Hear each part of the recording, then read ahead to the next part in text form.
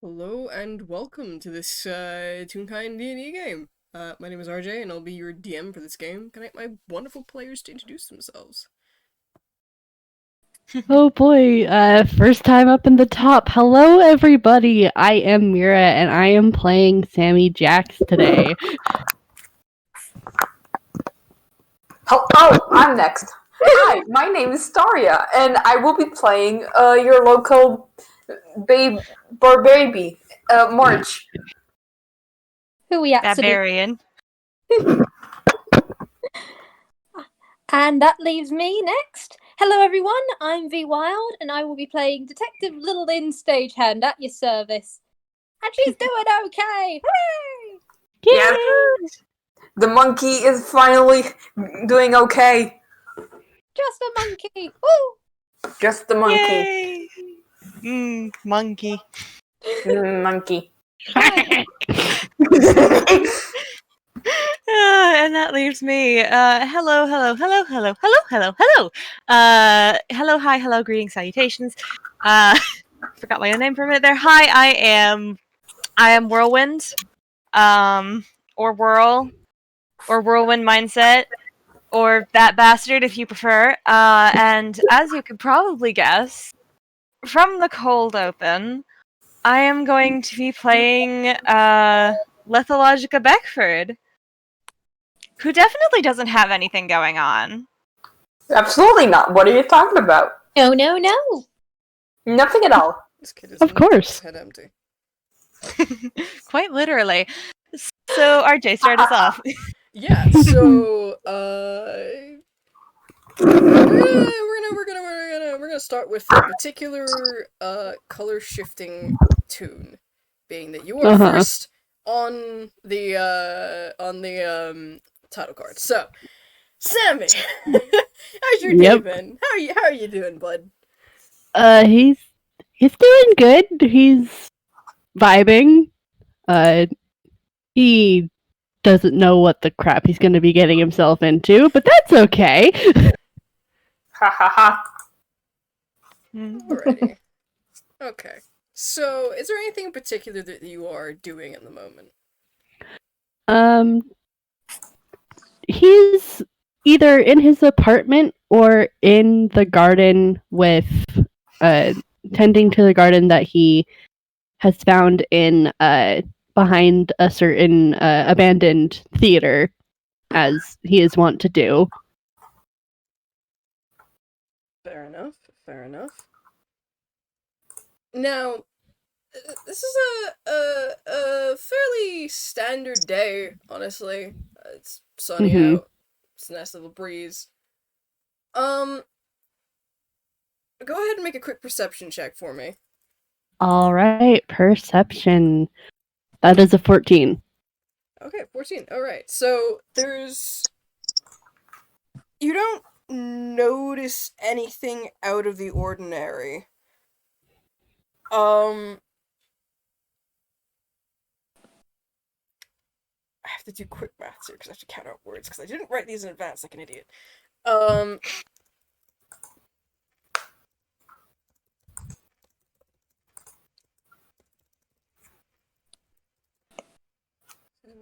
Okay. Math bad. Okay. All right. I've done maths. Okay. Right. So, yeah. No, nothing Math out of the ordinary. completed. Except there's now a voice in your head, and it goes, "Sammy Jax, my name is Asclepius Ash, speaking on behalf of Halloween Town. I need your help as an investigator. Do you accept?" Okay, first of all, Sammy's shading goes sky blue, and he kind of freezes mid probably planting a flower, and he just kind of smooths the dirt back down, and he's like, I can help. What do you need me to do, Mr. Ash? There's no response, but there is a rumbling sound behind you. Sammy's gonna turn around and look. Okay. There is a door growing out the ground behind you. like a really, really tall door. This thing is almost 9 feet tall. And it opens, and there is a smaller than the door, but still exceptionally large Firbolg stood in it, holding a staff with a purplish crystal on the top, and he bows slightly, and he goes, "Hi, I'm Asclepius. Can you come with me?" Sammy's going to. He freezes again. His shading turns slightly. There is like a slight shading of lilac to his very still sky blue shading, but he nods, and the shading kind of shifts to an orange, and he takes a step forward, and he's just like, "Of course. What do you need me to do?" Now here's where I see if Asclepius understands that color change. Oh lordy. Oh, okay. That's I can't do about 22. That's a 22. I think he gets the gist of the color change. Yep.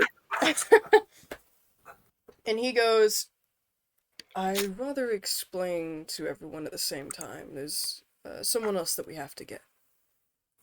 And he will, like, hold the door open for you to step through. Sammy nods in understanding and will step through the door because he gets the whole entire. You don't want to explain it to everybody over and over again. If you're getting together a team, you're gonna want to have all of them together. Yeah. Assemble the squad before you do the debriefing. Squad assemble. Assemble the squad. Yeah. So Avengers assemble. as you go through the door, you are now suddenly in a very different place. This is very Gothic manor-esque building that you're going into. Mhm. You look out the window. The sunshine is gone. There's storm clouds in the sky, casting everything in a rather dramatic lighting. There's no rain falling yet, but those clouds are dark looking, dude, and you think, oh, that's probably gonna be a pretty big storm later. Mhm. And Asclepius reaches up and grasps a holy symbol around his neck. And we cut now to someone else, or someone's, plural, else. 'Cause, Marge, you decided to go visit someone, didn't you? Yep, March decided to visit Lin in her house. Lin and, well, I don't think he knows about network yet, but who knows, plot holes. Shush. Anyways, he's visiting Lin, that's all. He's visiting Lin, monkey aunt. Yes, the monkey aunt, who is trying very hard to help March understand a little bit of detective work, because they have shown an interest. And so she's got one of her big old bulletin boards, the conspiracy board out, and she's going, okay, so when you've got a case, you gotta go at different angles, alright, kid? Mm-hmm. Okay, so take this one, for example. We got the rubber hosen duo. I mean, yes, it's a tacky name, but hey, we're gonna catch them eventually. And you go through your different routes. You find out where they've been, you find out their main MO, that sort of stuff, right? Right. Okay, so this duo has been doing a couple of cases. Me and Rai, I've been having the kid help me out on this one. It is good. Unfortunately, these two are, well, slippery mother peckers. So we have to keep on working and finding the new angles because these guys are. And Lynn does just trail off into a bit of Grawlix for a second. Yes. March is just nodding along. Can I roll intelligence to see how much he retains of it? Yes. Oh, baby! Marge. Oh Oh my Okay. god. That's No thought, head empty, flower only. That's 6 of people listening to the recording. And Lynn does just go on, and she knows how she does cases. Network knows how Lynn does cases, and so they are quite well, it's like having a rabbit in a field full of carrots. She is a bit of a bouncer. no! Oh my and of god. course, she switches languages quite often. Marge is just most of his attention is probably trying to see, just like keeping up with where the hell Lin is going. She's probably like bouncing over like the table, the chair, from wall to wall, and Martin's just trying to keep up with her. Yes. And Network is definitely helping the bouncing, because Network has some fun traits on that front. So Lin can literally just bounce off of stuff and completely leave everything intact. Bouncy. Yes. Bounce. March is just vibing here. March is trying. He's trying to understand. He's doing his best, but he hasn't quite got it yet. He will given time. We're gonna try.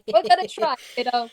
Oh, here's hoping he learns fast, because Lin, you also hear a voice in your head, but this was one that you recognize because you've spoken to Asclepius before and you've sent sendings back and forth between each other before.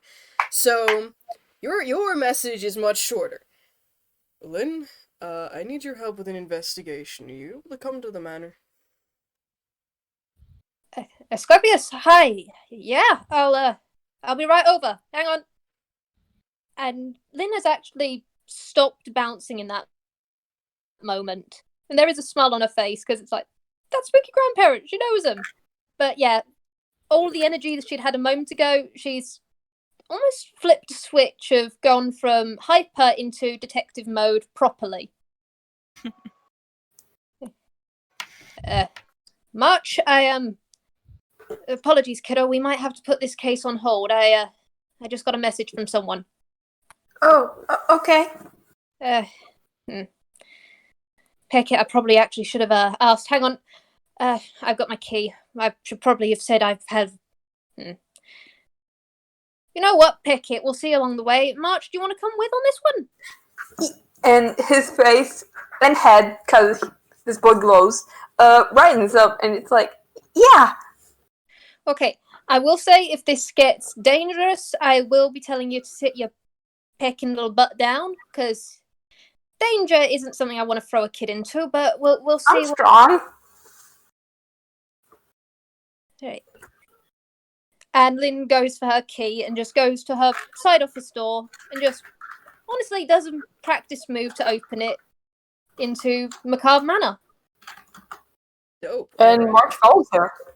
So, as you two walk through, you see Asclepius with... I don't know if Lin and March have met Sammy, but he's there too. March has. Alright, so March, you know Sammy. Yeah, so Sammy's there too. Sammy! Sammy's shading immediately goes it's kind of it goes sky blue and then immediately shifts to yellow as he takes in the fact that, oh, there's March! March! Hi! 80 feet immediately towards Sammy. It's a little bit overkill. They're only stood in the lobby. It's like, okay. Probably throw him into the doors to the ballroom. Oh, hi, March! Hi! Hi, it's been a bit! Hey! Well, that's certainly an entrance. Lynn's gonna look for Asclepius and also doff her cap just briefly, because, hey, be polite to the manor. Asclepius is stood to one side with a very bemused expression. He just kind of raises an eyebrow at you, Lin, like, who's that? Okay, I should have probably said it in the sending. I apologize. It's, that's March. She's my intern for the day, and one of my nephews. Hello! Yeah, great entrance, kiddo! Sorry! I honestly picture that, like, Sammy's on the ground, just kind of patting March. March like crashed into him, and they both just like toppled over. March is just one of those dogs that loves people so much that he fucking tackles them whenever they enter the house. This kid loves people. He will tackle them. It is now canon. Hey, March, Asclepius gives you an appraising look with a natural 20 plus 8 for his insight check. Oh god. What do you want me to tell? Well, what is March like? What would Asclepius get with that? God.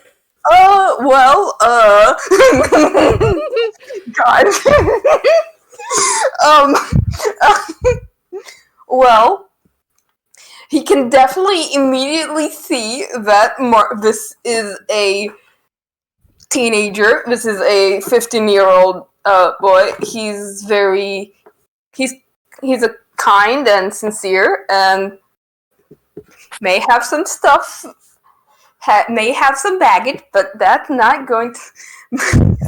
But let's not talk about that right now because this isn't a grave situation. This is going to happen soon, but I don't know what to tell you. This is like He's a cryptic little boy. this is the studio's cryptid flower boy. He's a good bean. That's all you need to know is he's a good bean. Yes. Well, He's a yeah, good egg. he does get that with a fucking natural 2028 in that insight. So he just looks down at him like, all right then, if you trust him. Yeah. I hope this isn't. I mean, what is this, Asclepius? I mean, I guess. Hey, is that? I recognize that kid from the news. Sammy's meanwhile definitely scrubbing his hand into March's and kind of giving March a noogie almost by this point. Oh, God. Basically his younger best friend. He's noogieing the crap out of this kid. Noogie the plant kid. Nice, please. Well, that's one introduction. Is everything all right? I mean, are you okay? Is Jacques okay? Is everything all right? And it's at that point that Asclepius turns serious, and he tack his staff on the floor a couple times to get the other two's attention. Yeah, Sammy will kind of pull away and kind of look at Asclepius. March will probably stand up by now. I've stood up by now, and kind of looks up at Asclepius. I can speak. It'd be like that, dude. Speaking is easy. Yeah. So, Asclepius looks out at the three of you, and he says, "Last night, we discovered the body of Professor David Edmund. He was a teacher at the Halloween Town School for Necromancy." Oh, pick. Okay. Sammy just kind of blinks, taking in, they teach necromancy here? Okay. I did not know that was teachable. Huh. That's March is now shifting from the playful face that he had after being noogied to hell and back by Sammy, and is now more serious as potential murder. Okay. Mm-hmm. All right. So you're wondering who did it? I mean, yeah, that is kind of the department, but. Ordinarily, Ava, as captain of the guard, would be the one to investigate. However, a suspect was found stood over the corpse in a state of distress, and when Ava attempted to communicate, they lashed out. She is relatively alright. However, she's unable to investigate due to her injuries, hence why I have called you three, I suppose, here. Right. Okay. How much information have we got on the situation? Well, besides that, anything else? I mean, the way they were killed, perhaps, or yeah. Okay. And Lin is switching gears on different things that she needs to do now. Because, yeah, why can nothing ever just be a normal day? Because this is Well, it's not Toontown. This is Toontown. Halloween Town. Life is a packing This is nightmare. Bankwell. At least it's not, Jacques or Asclepius in danger this time. She can be okay on that front. I mean, it's terrible, but it's not something she's going to have a nightmare over. So, hooray! So, to answer your questions, Asclepius pauses for a moment looking thoughtful, and then goes, Duke van der Roteflus would be able to answer your questions better than I can. However, I'm not sure where he would be right now. You'll have to find him yourselves. Okay. I would recommend starting at the detention center so you can at least speak to the person who was arrested. Alright. Good idea. Okay. And Linny's actually going to turn to March here very quickly and go, okay, March, I do want to say, are you okay with all of this? I know, I'll admit the case that I was going to take you on was a robbery case. This is a bit more extreme than that. If you want, fine. You sure? Because I could have Network. I mean, Network is happy to take care of you for a little bit. We could call Hugh. I mean, I know Hugh's somewhere at the moment. I'm pretty sure, or anything. If you didn't want to do this, okay? No, it's fine. I can deal with it. All right. If anything gets too intense, you let me know. I will take you back home straight away. All right? Mhm. Okay. Let's pick and crack a case then, eh? Mhm. Okay.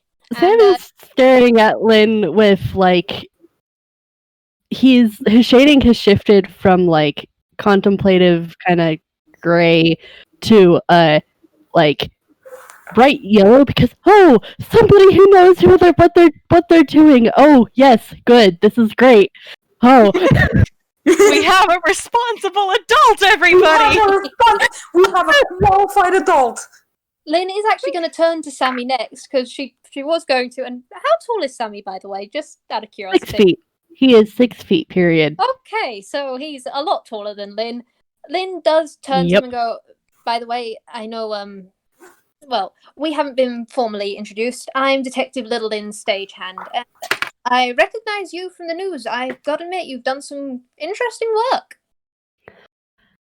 Sammy kind of like, he kind of just like, yeah, right. I have done things that have gotten me in the news. Kind of, hi, I'm Sammy Jax. Nice to meet you, detective. Pleasure to speak and meet you too. Now, okay, and you're alright with all of this? I mean, I trust Asclepius' judgment more than I trust my own sometimes, but you sure you're okay as well? Yeah, Young. I've been involved in trying to solve some murder cases before, so it's something the plot has a tendency to toss me into. It's fine. Okay. Alright then, well, we've made our introductions, we've got our case together. Let's go and find this guy. And can I roll a thing to see if Lynn recognizes the name of a... I cannot pronounce myself. I'm gonna butcher it. Please don't make me. No, say it. Say it. You can't say you're gonna say it wrong and then not say it. Say it. Say the name, I coward. don't even remember what they're called, so like. And I shall not say it again. No, you say it. Okay. Was it Dantiflus or something? I am sorry. I am sorry.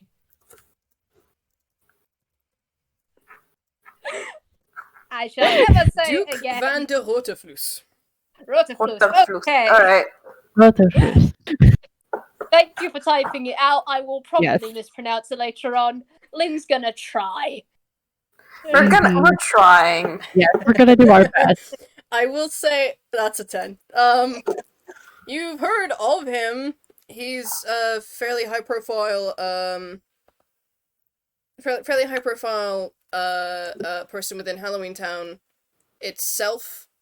You've definitely heard Jacques and Asclepius mention him before. You've never met the man. You don't know what he's like. You're not quite sure what he does either. But yeah. Okie dokie, so we know. He's here. All right. He sure be here. Okay, so He sure do be existing, though. Yep.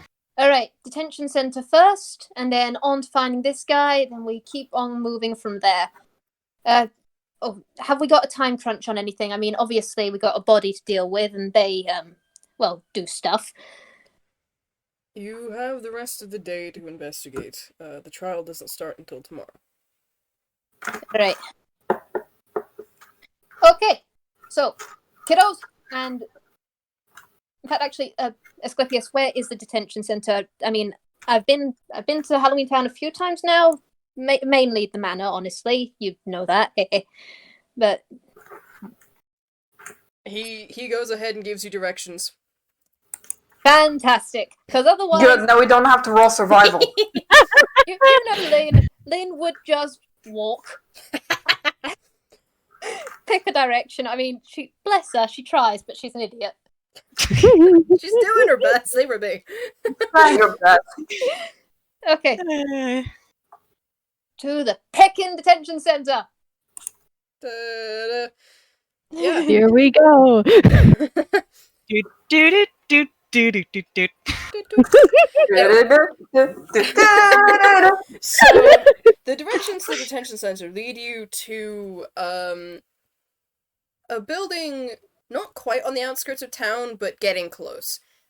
Kind of equidistant between where the Lycans live, that compound, and the crypts that the vampires claim for themselves. It's a fairly squat building. It looks similar to... Oh, what's the name? Do do do do do do do. It'll come back to me. Typical, like, horror bunker style art. Like a fallout shelter? That's the bitch. Yeah, like a fallout shelter. That's the pecker. There is a pair of guards you don't recognize at the front, but they have apparently been forewarned because they let you in without any issue. Mhm. And one of them guides you to a visitor's room. Fairly standard visitor's room. The room is cut in half. There is a wall with a window in the middle of the room.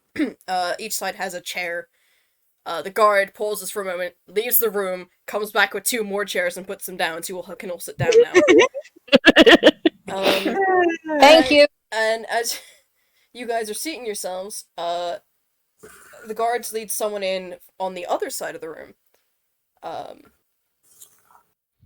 So would our other player like to introduce? I their character? already. Yeah, no, yeah, like, but you're actually here now, so say hi. Yeah, I'm actually here now. Hi. So yeah, they are bringing in somebody. I can words. Let me just grab the art I have of her, because that'll make it easier for me to do descriptions. So they bring in a rather tall young lady who, I'll be real with you, Chief, she does not look like she is doing great. She looks like she hasn't slept very well. And she isn't really, like, putting up a fight against the people who bring her in. She's just kind of walking along with them, you know, as you're supposed to. And she takes a seat on her side of the divider, but she doesn't look up to meet your eyes. You're welcome to, I guess, roll perception on her if you would like to notice details. Of course, we Pekin would. March, please! March sees nothing. Oh, Sammy, why? Oh, Lord. my None of us have the brain to... Can we argue that the 2 people who are relatively professional would have advantage? Oh, like, yes, but also that's so fucking funny. That's a 7, a 6, and a 7 for those Which is a listening. one. A nat 1. Yeah. Hey! There we go. 17. Thank you. Lynn is trying to... Oh, another 17. So now it becomes 7, 17, 17. Fantastic. Alright. Yeah, okay. Yeah. Lynn's Yeah. detective in the place where she wants to look cool for two people she respects, and she gets a nat 1! Dice Bless Parser said no, your soul. get fucked. Dice March Parser, behave is yourself. the only one who gets a low roll, and that's the way it should be, because God damn it, these two people know what they're doing. This is March's first fucking I mean, case. that's a bold claim, but sure.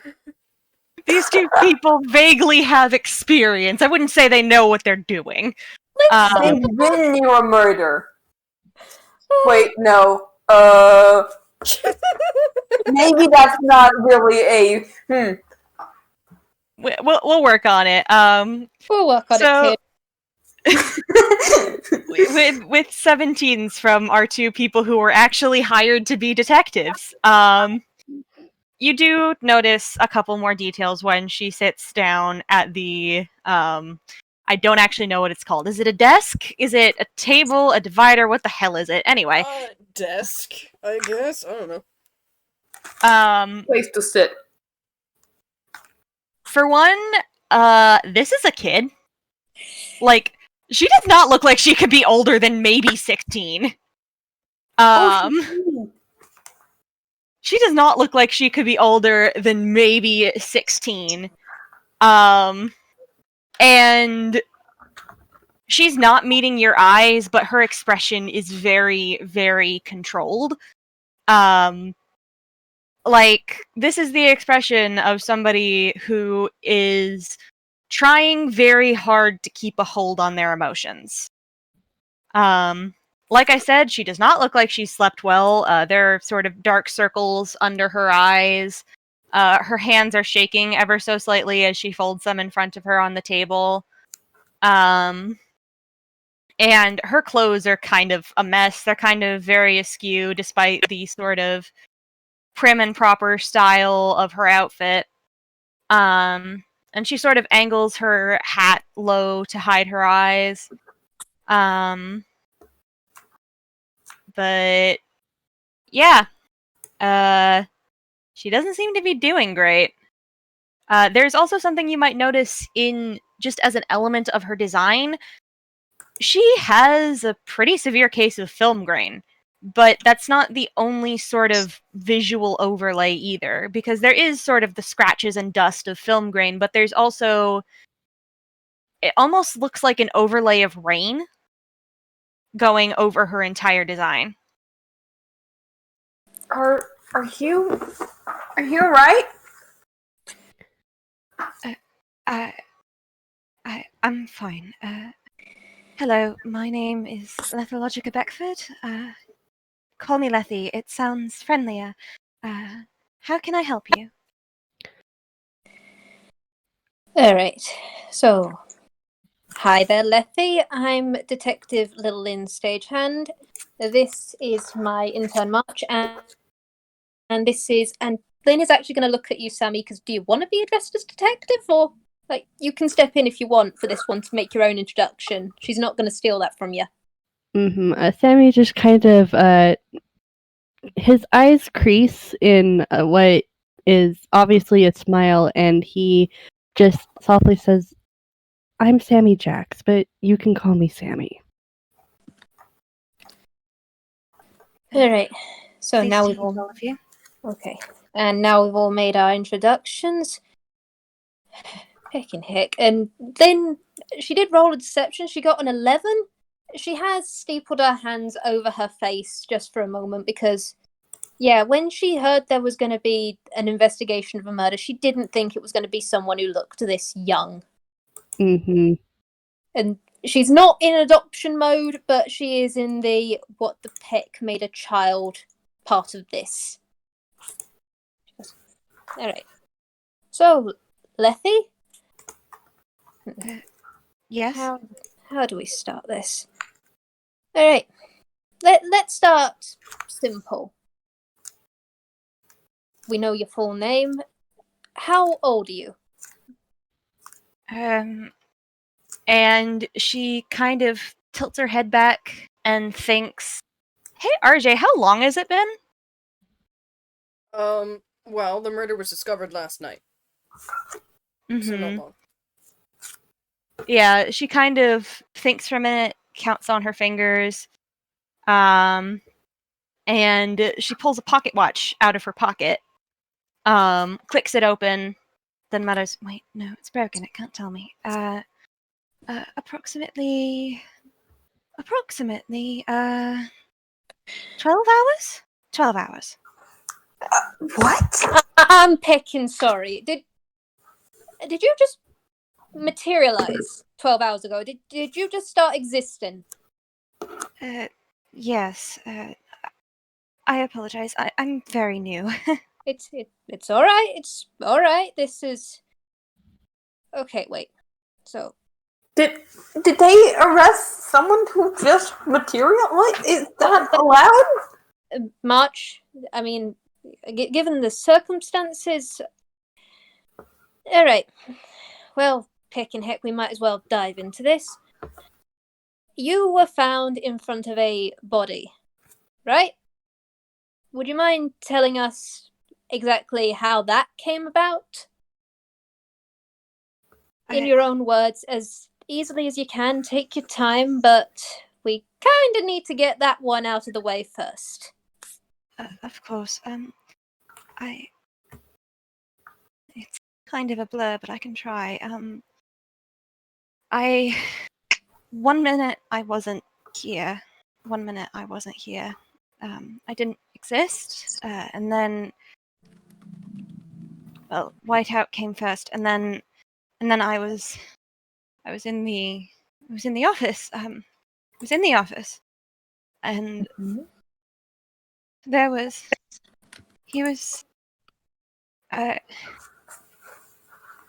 was long since. Before I got there, it was dark. I couldn't see much, but there was light coming in from the window, and I could see the shape of somebody sitting in the dark at the desk chair. So I turned the chair to see if I could see them. Well, first I tried to get their attention, but they didn't respond, so I turned the chair to try and get the light on them so that I could see something. Oh god, it was Alright. It's okay.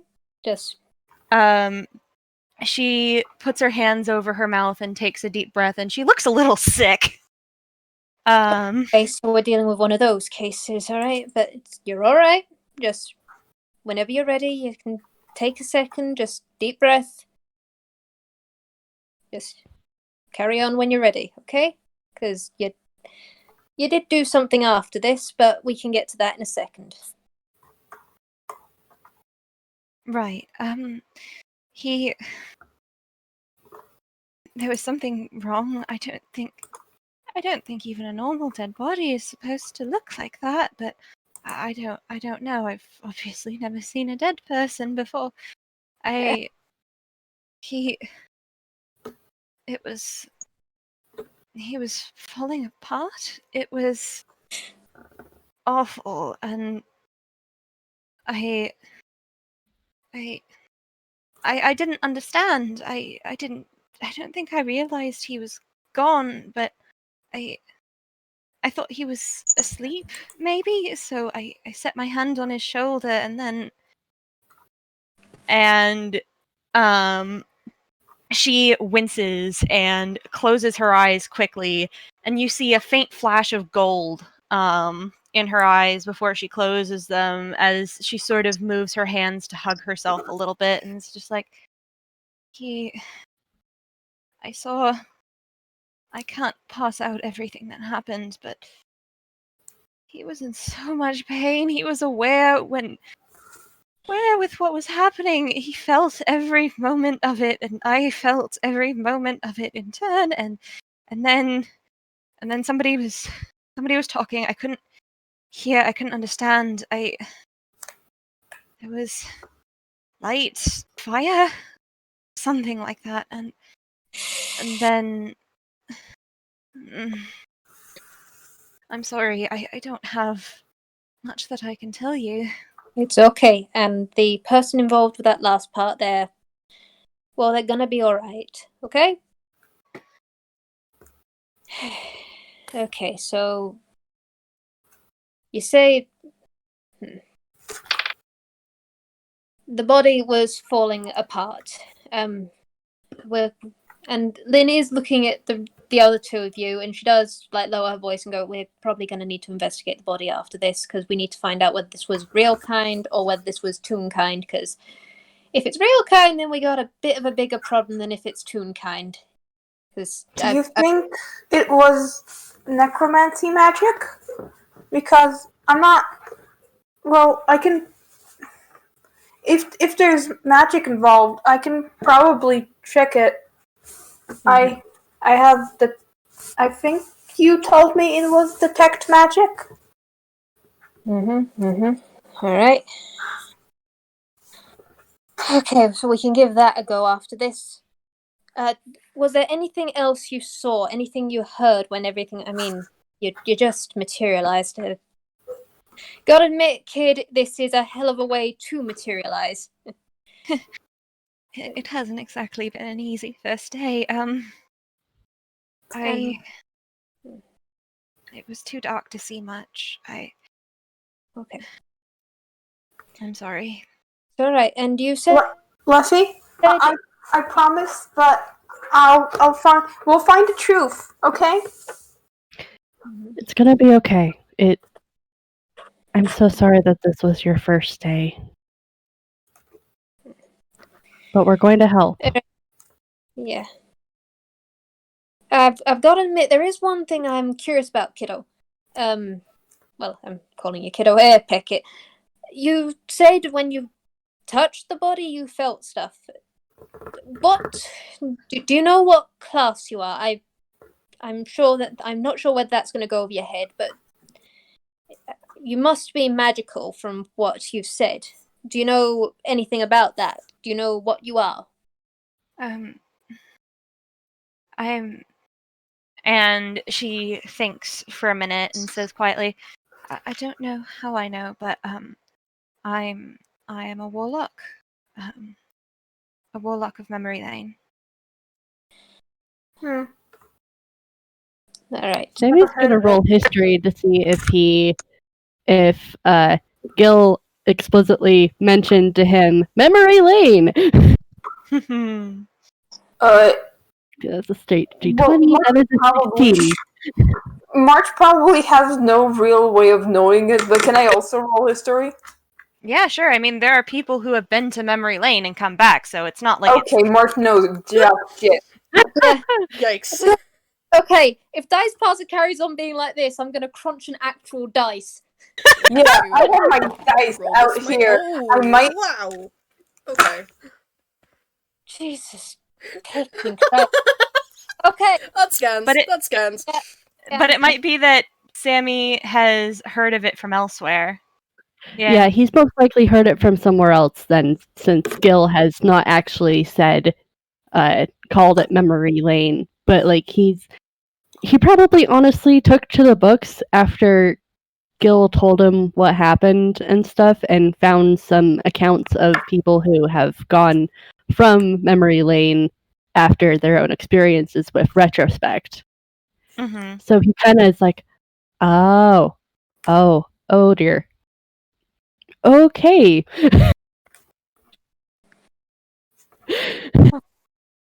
So, this kid has had a time. the thing with all of this is Lynn's normal questions of what do you do for a living, were you on good terms with the victim, that sort of stuff, they don't work here, seeing as this kid is 12 hours old. Yep. Yeah. She has existed for less than 24 hours and already been accused of murder. Moving up in the world. Yeah. All of Lynn's great development. Literally near all of Lynn's usual questions have been tossed out the window, and she doesn't actually she doesn't want to think the kid's done stuff, but at the same time, this could also. Can she roll insight to see how sincere this kid is? Say why not? Yeah, no, absolutely you can do that. Can I also? I'm gonna let all of you guys do this. Because This is a game relying on investigation. Okay, that's it. I'm switching to dice because Orange Jesus is bullying March. Alright, Jesus is kind of bullying March. Alright. Yeah, So you're gonna hear clacking of dice. Clacky clack. because you I know, have a single dice, and I'm going to use it. Lynn's a paranoid picnic. This is something in a town that she respects. She's going to take everything at semi-face value. Mhm. Of not everything is as it seems all the time. I mean, nothing's ever just something when it's around Lynn. Yeah. With 14 and 15 from Lynn and Sammy, I will say though, she's not lying. Okay. Her brain's a little scrambled up, and you can't quite tell why with those rolls, but she's not lying. She's telling the truth as best she can. Mhm. I mean, manifesting over and finding a deceased person would scramble anyone's brains, I would say. Yeah. As a first memory, it certainly does something. Miss Lethe, I have a question. I can try to answer. What? So you're a magic user. What kind of magic do you use? Like, I know you probably you're just manifested, so you probably hadn't had the chance to use it a lot. But if the victim has been killed by some magic, there might be a way to. We might be able to see if your magic is different than than the magic that was used on them. I haven't had much time to. I haven't had much time to use magic. But one of the people who was there when they arrested me. Goodness, I owe that poor lady an apology. I didn't mean to hurt her. One of the people who was there, he said that part of the reason that they were keeping me here was because my umbrella matched the kind of magic that was on the body. Chronomancy? Time magic. So, alright. Okay, so chronomancy. I admit that's not the area of magic I'm particularly familiar with. But Can I roll Arcana? March has a -1 in Arcana, but like, can I I'm not try? gonna stop you guys rolling it if you want. okay. I am gonna make you roll at disadvantage, Oh my though, gosh. March, because you're very unfamiliar with magic. I am dying. Sammy got a 9. A 9 and man. a 3. God damn it, that's way too a I good have roll. a reason why March would have random tidbits of weird, obscure magic, but also, like, Well, just for the heck of it. Okay, Jane. does Lynn need to do it at disadvantage? I mean, she reads up on stuff, but at the same time. I mean, magic has been known to make your head spin in the past, so I'll let you decide. Okay, you know what? Because bard magic is where she's. Dice person. Orange Jesus said 14. Yeah, so March, you don't know chronomancy from Adam. Sammy, you vague recollections, maybe? You're not sure. It's fucking something. Lynn, it's a kind of magic in the same way as, like... It's not quite a school of magic, per se, not in the same way as, like, evocation is a school, or transmutation is a school, or necromancy is a school. But it is a group of magics relating to the manipulation of time. And that's about as far as you understood before your head started reeling, so... Okay. Let's see. Okay, well, normal things. We got time, we got place, we've got... She mumbles something under her breath. She goes, okay, and we've got the body itself, the spell type,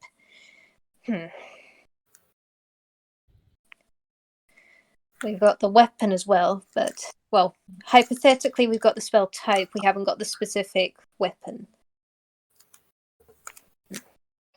The thing I don't get is why materialize there? Toons don't just materialize out of nowhere for no pecking good reason. I mean, they pop out of wells, some of them pop up in baskets or in mysterious arms of storks. That was a fun case at one stage. Why did you materialize here? Why now? And on top of that, your condition is... I mean, kid, what the peck are you doing with film grain? And she kind of blushes and looks a little embarrassed, like she didn't realize that was a thing that was wrong. And looks down at her hands and says, I don't know, I just showed up with it. Because I admit I've met a few people with it. It's, quite frankly, normally age-based. And if you're this young, that doesn't...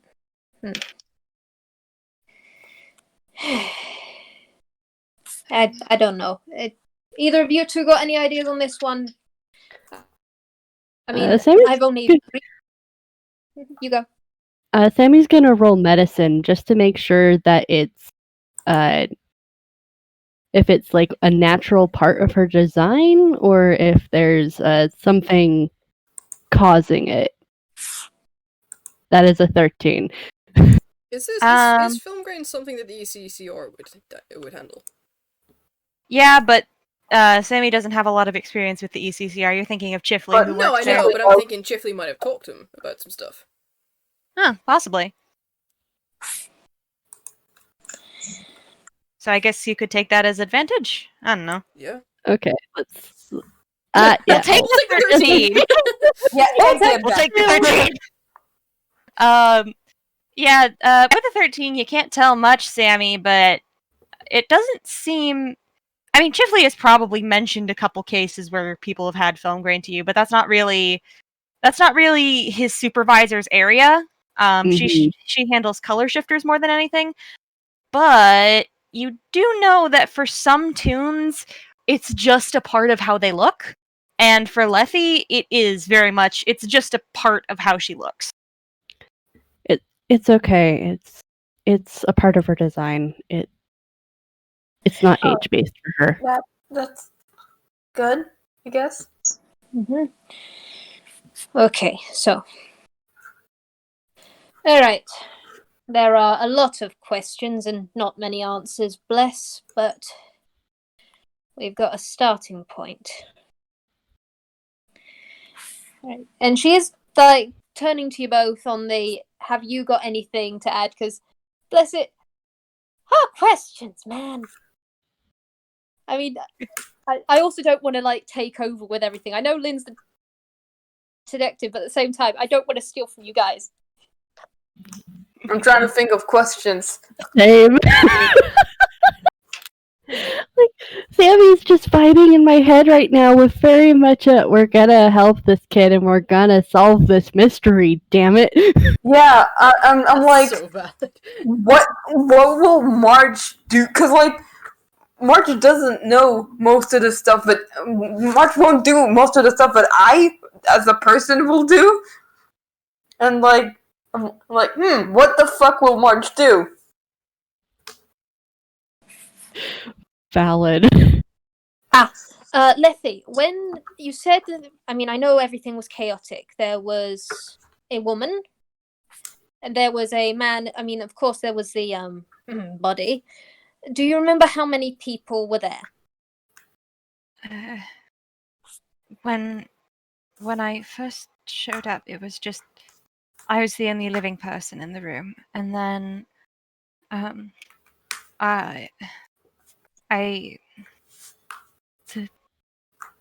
she kind of waves a hand loosely near her temple in sort of a spiral pattern and says, when I did the thing, I don't know what that was. When I did the thing, everything was blurry. I couldn't tell what was going on around me. And then when they broke me out of it after the fire and the person saying something I couldn't understand, then there was a different voice, the lady, I assume, and she put her hand on my shoulder, and it startled me, and I attacked her. And I'm so sorry, I didn't mean to, but it was, from what I could tell, it was her and one other person. You said a fire. What? Or at least I think you said something about a fire? I'm not sure what it was. It felt like fire, but everything was already hurting. It was bright. It was very bright. Okay. Well, we'll be figuring out about that. In Lin's head, she is actually signing under the table so that Lethe can't see. As you two are sitting next to her, do either of you know Toon sign? Sammy does. I've been meaning to put Toon sign on his sheet, but forgot. We'll hang with it and say that he knows it. It's fine. Okay. Alright. So, Lin is signing under the table just on this front of, okay, so I think we've got almost as much as we can get at the moment from this poor dame. I mean, pick it, this has been something. We need to go to that room. We need to find out about that. We need to visit Captain Aber and the other person who could be the Duke.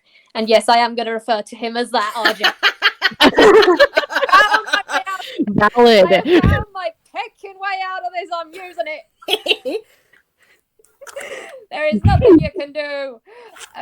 Actually, I've jinxed myself there, haven't I? Peck it. And she goes, shit. And she goes, okay, we've only got limited time on this. I'm rolling with, we know a little bit. There could be another person. There's probably another person who actually committed all of this. Mm-hmm.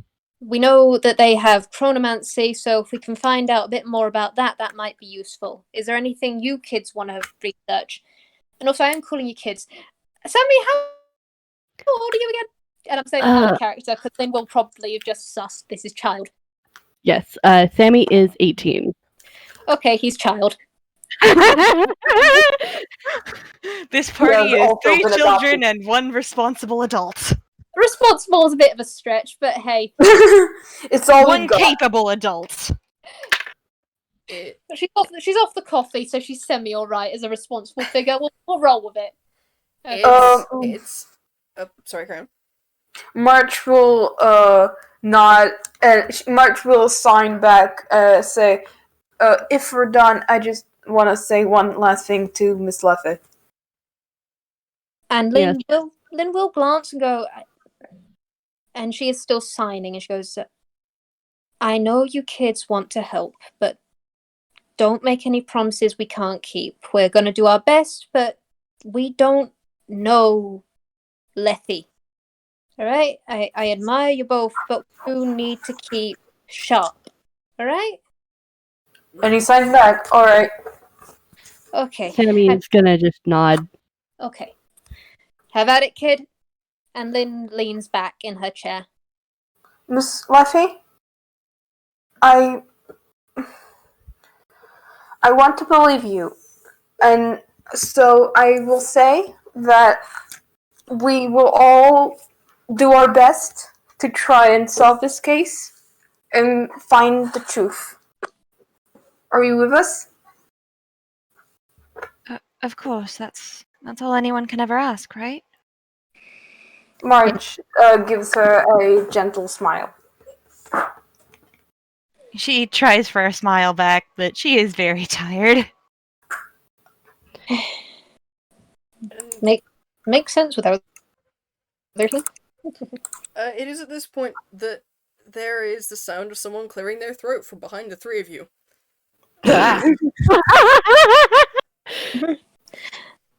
There is a real kind stood behind you guys. Looks like a human. Not the tallest person in the world. Definitely not the tallest person in the room with the fucking 6 foot and the 6'8". But Yeah, March isn't.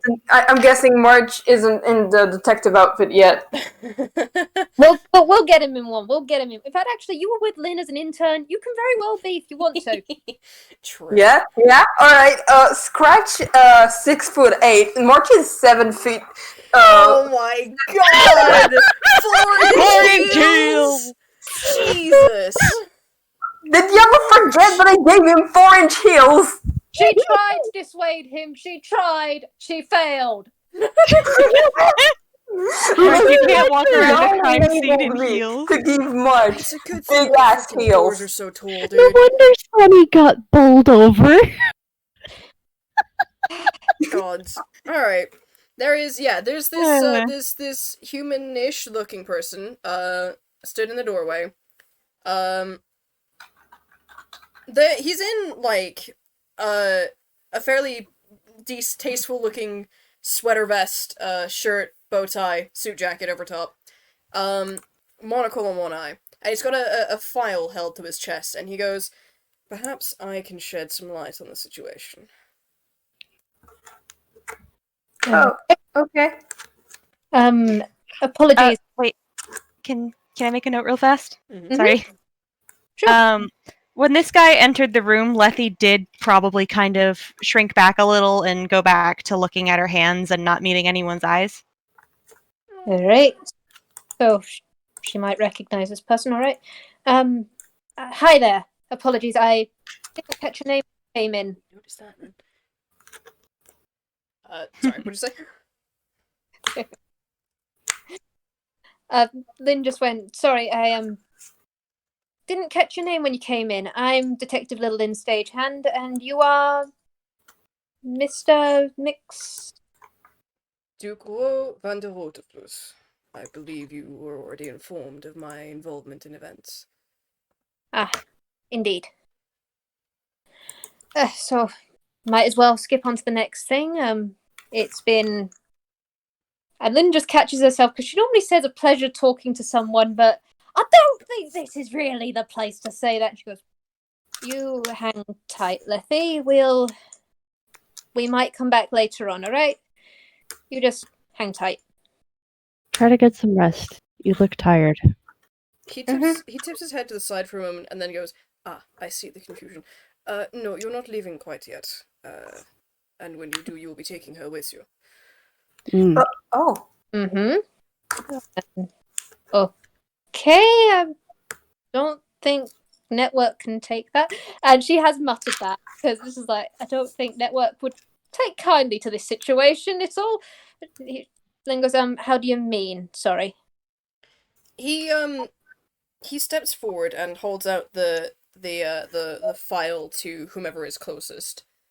And you can see on the top there is the words autopsy report written across the front, and there is a picture pinned of a smiling human man. Then I'll take that, just because this is a murder file, and also this is two pecking children. Yeah, so you now have the autopsy report. Congratulations, I can add that to the court record now. So he holds it out and he goes, "In investigations like these, we must follow a certain due process. Mm-hmm. Ms. Lethologica was arrested because she was found on scene and attacked Captain Mira. However, in truth, I do not believe that she committed the crime. Mm-hmm. That said, I must follow the due process. But I can use my position to allow certain, shall we say, benefits. As such, Alright. It has been agreed and allowed, so she will help in the investigation of this, and if you are all willing, you will serve as the defense team in the trial tomorrow." Oh, okay. Oh. And he looks at March looks at Lynn to see what she says. Lynn is completely fine with this. Can I even roll that good on an insight check? Duke, what's your fucking... Oh, Oh, no, Lord. I literally can't. I'll see if I get an 20. Fuck it. Nope. He believes you. Yeah. That's a 13 plus 3. Lynn, Here comes the fucking deception again. Lynn actually stomped on her tail so that she didn't have any sort of tells on this. Internally, she is going, "Oh, mother picking heck." Okay. She is on a defense thing.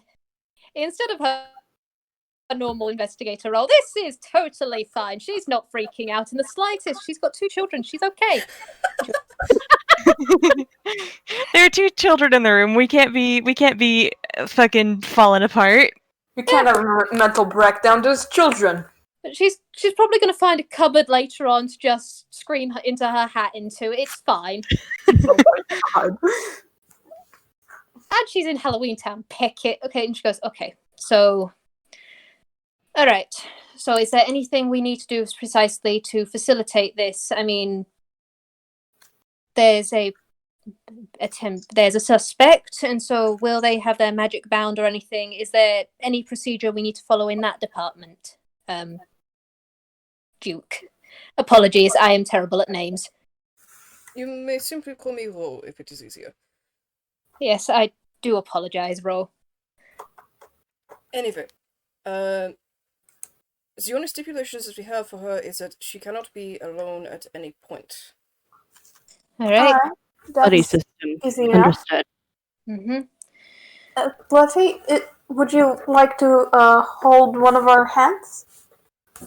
And you can roll insight as All insight. Fucking see. Yeah, roll for fucking insight. Oh boy. Well, March finally does a good roll. Makes up for Yeah. the Okay, so our detective team, this was probably like a DC of 10 because you guys did have reference. So she said that when she put a hand on the body, she experienced whatever the hell had happened to it. Ah. She is nervous about making physical contact with other people with her hands. I've got an March will take off his scarf and gonna hold one end with his hands and gonna offer the other hand to Lethe. It should be noted, Lethe is still on the other side of the wall that divides this Oh, room. right. Yeah. just a reminder. Right. I was going to say, wasn't there a wall? There is indeed a wall. No. It's one of the reasons why I haven't said anything, because Sammy is very much wanting to, like, reach out and comfort Lethe, but he can't, because there is a pecking glass in the way. So instead of directly offering it to her, he just shows her what he's doing, what he does, and he tilts his head as in like to ask her, is this okay?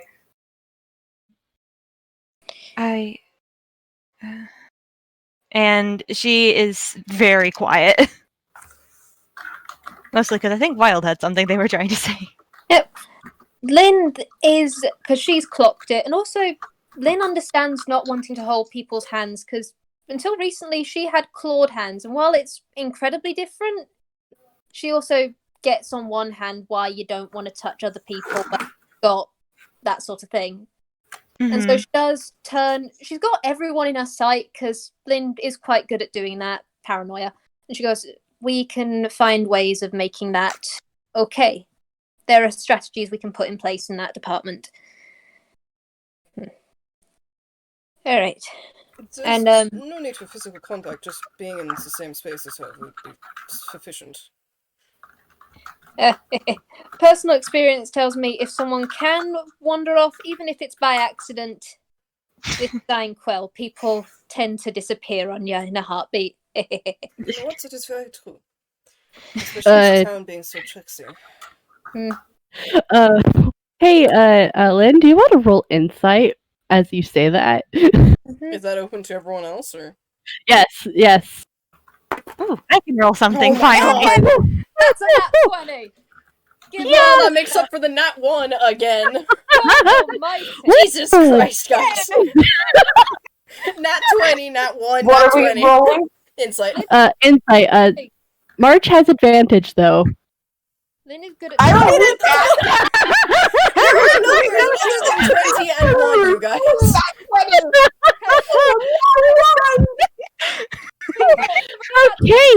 Okay. Tell us your secret, Rainbow Boy. Reveal thy secrets. So, as Lynn says, hey, it's Einquill, people have a habit of wandering off, despite maybe not wanting to. Yeah, Sammy has experience with that, and he's just like, the wince of, oh dear. Yeah, just like, the mental begging of, plot, please don't do that, please don't split the party. No. Sam? I had my experience splitting people up in this fucking town before. I'm not doing it again. Twice. Sammy, you see Lynn look at you, and there is that very much a look of, we are going to talk about this later on, preferably back at Network with some hot chocolate, but not right now. Marge silently offers one of the hands that isn't holding the scarf. And he just kind of, like, leans into whatever contact March gives him, and it's just like, yeah. But okay, so we've got that sort of department in order. Let's see, we got the autopsy file. Kids, do you mind if I take a very brief look over it first? And she is giving a look at Ro. I hope he actually gets the insight on that of, is this semi-safe? This motherfucker rolled a 1. Do you really think he's gonna get any of this clown-to-clown communication? You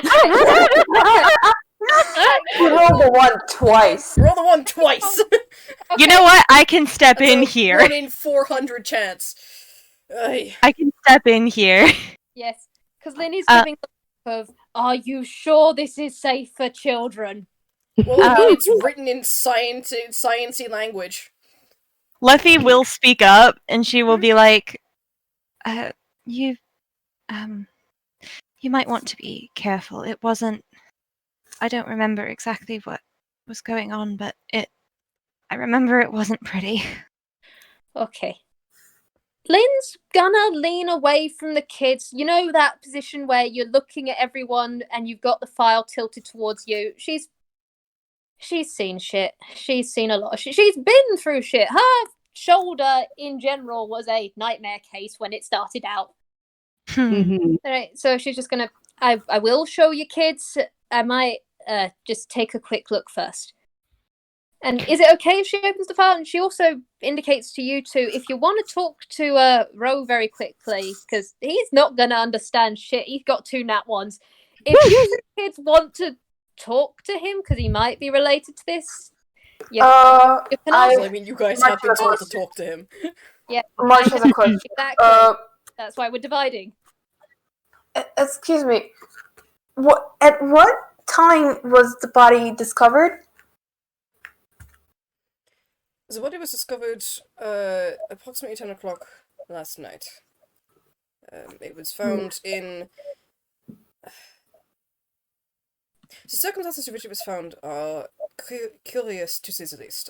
I must confess, I've never seen a body quite like this one. How so? Well, to put it shortly, Professor Edmund had been seen earlier in the day, but when we found his body, it appeared to have been multiple days dead. Well over a week. Well, It had already... it's matches what they said about the time magic. It had already progressed into the putrefaction stage of decay, to put it bluntly. Sammy's shading has kind of turned green. Can I roll something? Yeah, sure.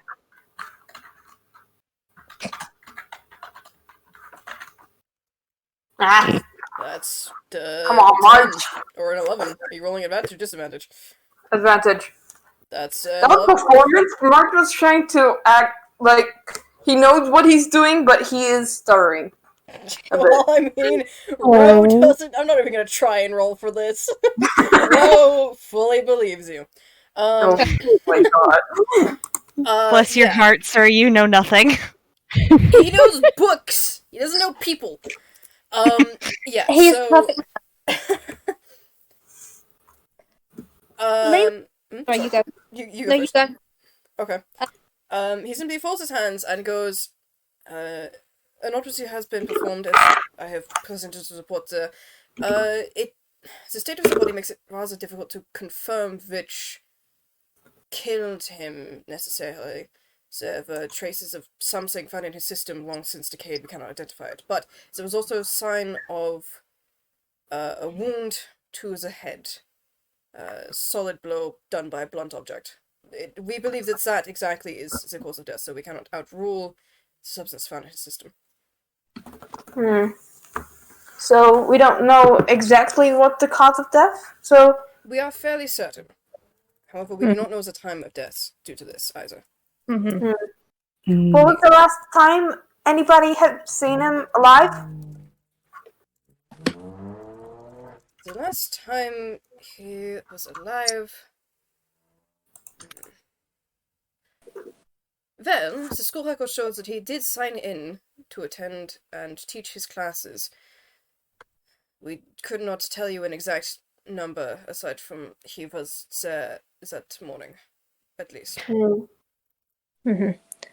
Does What time? he- Sorry, you go. Does he have any brain? Please work. Please work. You had this. You had the words 5 Do you- seconds ago. Do you mean Uh, next to him? Well, that's a good question, but Oh, does he sorry. have any enemies? People who would potentially have thought to do this at all? I understand that necromancy isn't looked upon rather favorably in a lot of circles. Especially in the recent times. Yeah. We do not know of any enemies distinct to him and him alone. The school itself has received threats in the past, as is natural for a school like ours. You must understand, the necromancy we teach at this establishment, we have a high focus on ethics. We do not allow necromancers into our school if we do not think that they are responsible enough to use necromancy ethically. We have an entire course dedicated to hunting down those who would misuse the power over death for their own ends. Well, that's good. We take this study very seriously. Mm-hmm. And it is admired. Mm-hmm. Alright. So, this is a random question. It might not be easily answered. I mean, you can't keep a track of people at all times.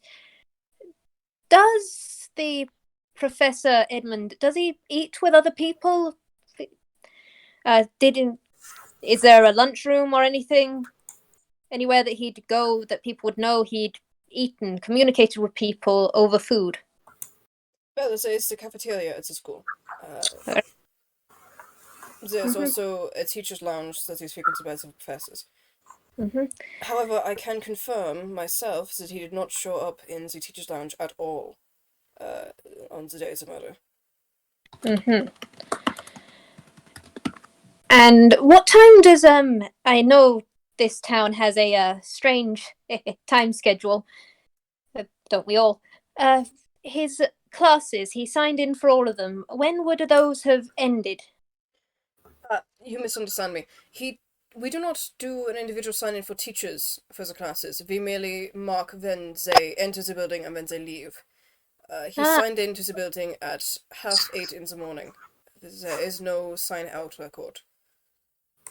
That's I see. concerning. Okay. Well, he was in his office, so that makes sense on a degree. Alright.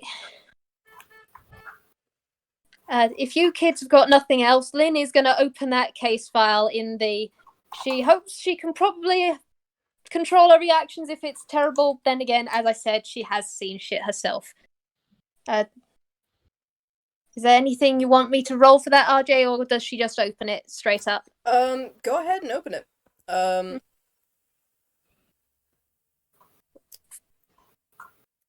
It looks like a fairly standard autopsy report.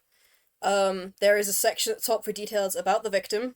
His full name was David Edmond. He was male, 26 years of age. 36 years of age. I could read my notes. He is weight, height. He was a human. The type of death is marked off. He was found dead. There is a hand drawn, like, there's a space for a depiction of the body, and given that it is, like, this is Einquell, you can have people in any sort of shape and form, it is left blank, but there is a hand-drawn, very scientific-looking image of a humanoid form with the skull injury marked off, and a note about the poison. There's no images of this man, aside from the headshot of the man while he was still alive, pinned to the front. That's honestly better than she's had on some other cases where they decided, hey, let's put as many photos in this thing as possible and then just give it to someone. She's had fun with those. And so she goes, okay, kids, if you want to see as well, it seems clean. And March will look at it too. Sammy as well. Like, I kind of imagined like there's like a screen, like kind of like, you know, like those shots that like are pointed up, so like you have like all of the people who are looking down. Yes. So I feel like that's like what's going on as they look at the autopsy report. And you know what, Peckett, Lethe's involved in this now. So Lynn is gonna swivel on the chair. Yes, she is standing on the chair. I apologize. She is short as Peck, and all of you are tall. Well, I mean, actually, he's fucking 5'9". He's not very tall. actually, wait, 6. Yeah. wait. While the three of them are looking at the file, because I imagine like they'll probably look at it first and then show Lethe. So while the three of them are looking at the file, Lethe will look to Ro and just be like, "I'm very sorry, but the lady I hurt last night is she going to be okay? I didn't mean to do what I did. I'm sorry, I panicked. Is she all right?" He turns to look at you, and go ahead and roll insight. Okay. Lynn's head has perked up at this as well, by the way. Okay, She's 15. got her head tilted. Should we also roll insight? If you guys are paying attention to this, if you're looking at the thing, March probably is looking at the file, so oh my goodness! All right, okay. if everybody else is rolling insight, I might as well. Lynn is paranoid as Peck. That's a 6. Never mind. Okay, March, you're too busy I looking think at the that's file. bowling March. Yeah, so everyone, you will see this. There is a certain amount of sympathy in his expression as he looks at Lethe, and he offers her a smile, and you can see, oh hey, this man has fangs. Huh, neat. Lynn, you in particular realize, oh, vampire, duh. That probably explains the name. Yeah, so he offers you a smile, and he goes, Captain McTeal will be perfectly fine. She is staying in the hospital merely as a precaution. Most of her injuries were healed last night. Okay. What kind of injury were they? Actually, and he digs into his pocket, and he pulls out a small note. She wanted me to pass on a message to you. I do not hold any grudges. Please do not feel bad. If you wish, I can give you some training so you can avoid lashing out as your first response. That's presuming I don't go to jail for life for this. that might be appreciated, but I'm just glad she's all right. I didn't mean to do that. I don't even know what that was.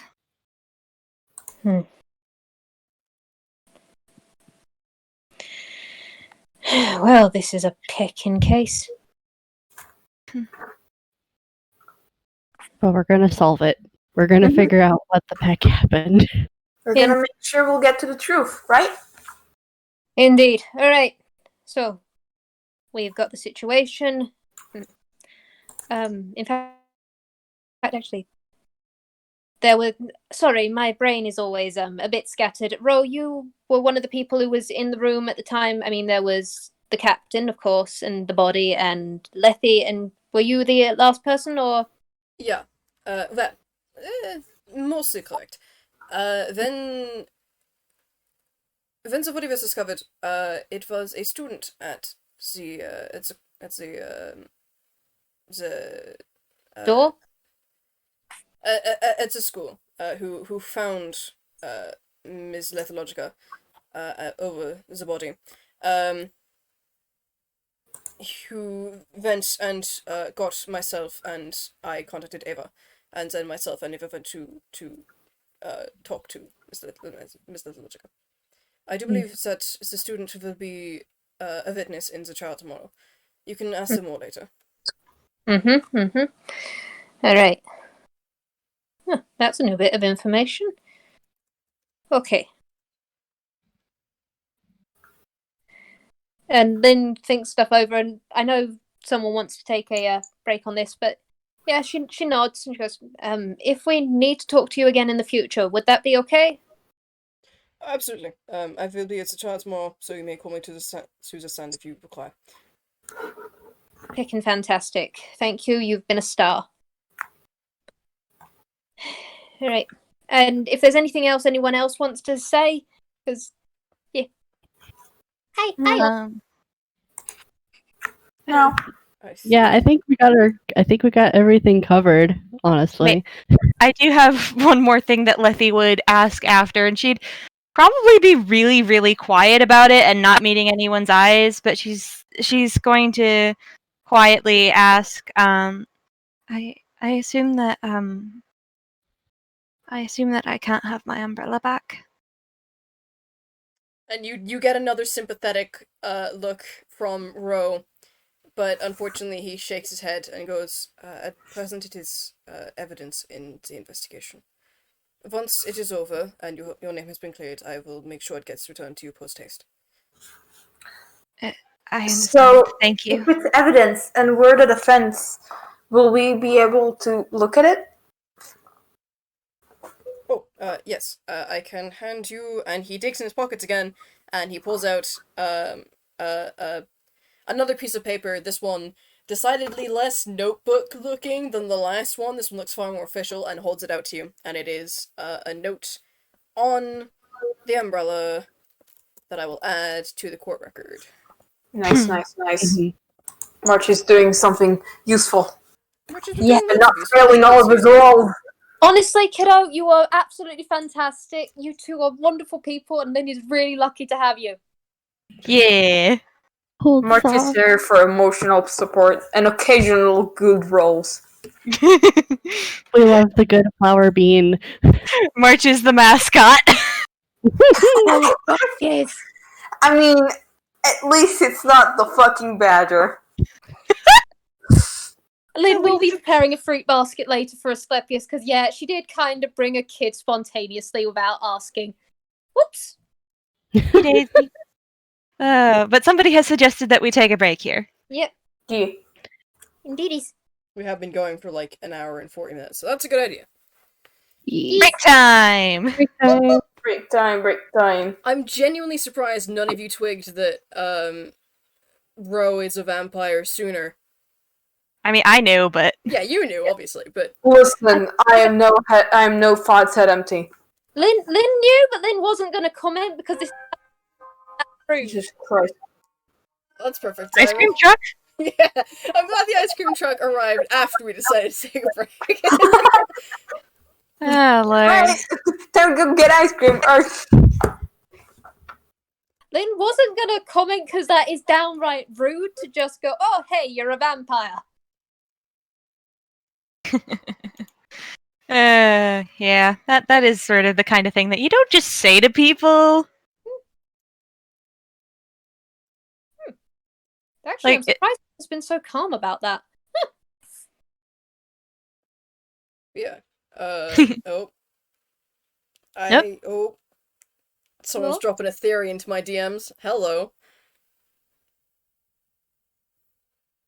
Related to this or unrelated to this? Related to this. I am eyes emoji. RJ, can I see? Can I perceive? Hang on. Yeah, I'll screenshot it later for you once Morski's done. Yeah, no, Rho as in RH0 as in type null blood, and then Von der Rotefluss is of the Red River. Good God. Puns! Yes, I know. I had to mute for a second. I actually had to mute for a second to scream.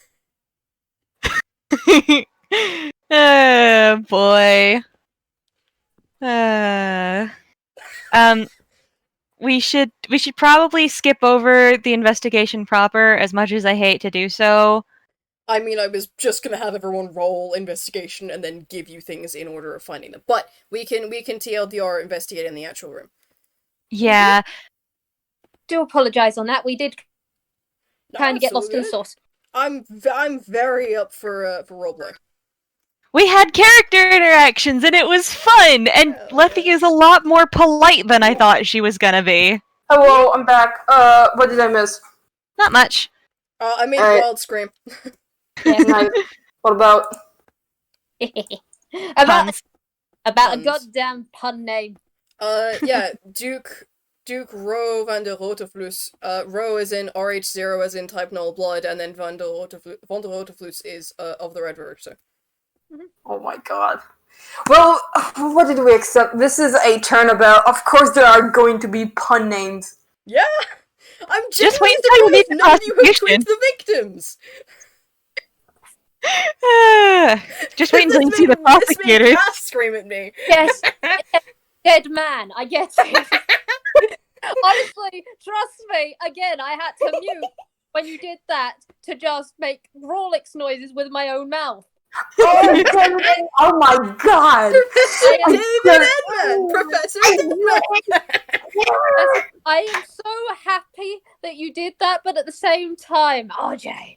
I am you now. wanna know the best part about it, though? You wanna know the best part about it, though? What? I had to find a link. Hang on, there it is. There it is has precedent. A fucking precedent for this. Yeah! Dade man. God. Listen, the investigation games, sure, thing that exists. I can't remember if it's Investigations 1 or Investigations 2. It's 1. It's like the case before the worst case in the fucking universe. AG8. But like, it's like the one flashback case, and it's like the case before the worst case in the universe and existence. What's the worst case in existence? The final case of Investigations 1. It goes on for longer. I think it goes on for more than fucking Rise from the Ashes. Holy shit. Oh, Jesus. And I'm like, I'm not sure. Is Turnabout Ablaze the one with Sebastian? The old man. The old man. Oh, bastard! I hate the that old case. Man that's like, let's put an end to bastard! This, and then like 100 more testimonies. Like, let's put an end to this, one and for all, in 5 hours. Fucking god, dude. I am also just strangely pleased that we met, like, Ro, when it was light. It's just like, yeah, bright room. That is actually the best thing for this situation. No, I will not establish why. Haha, I know why.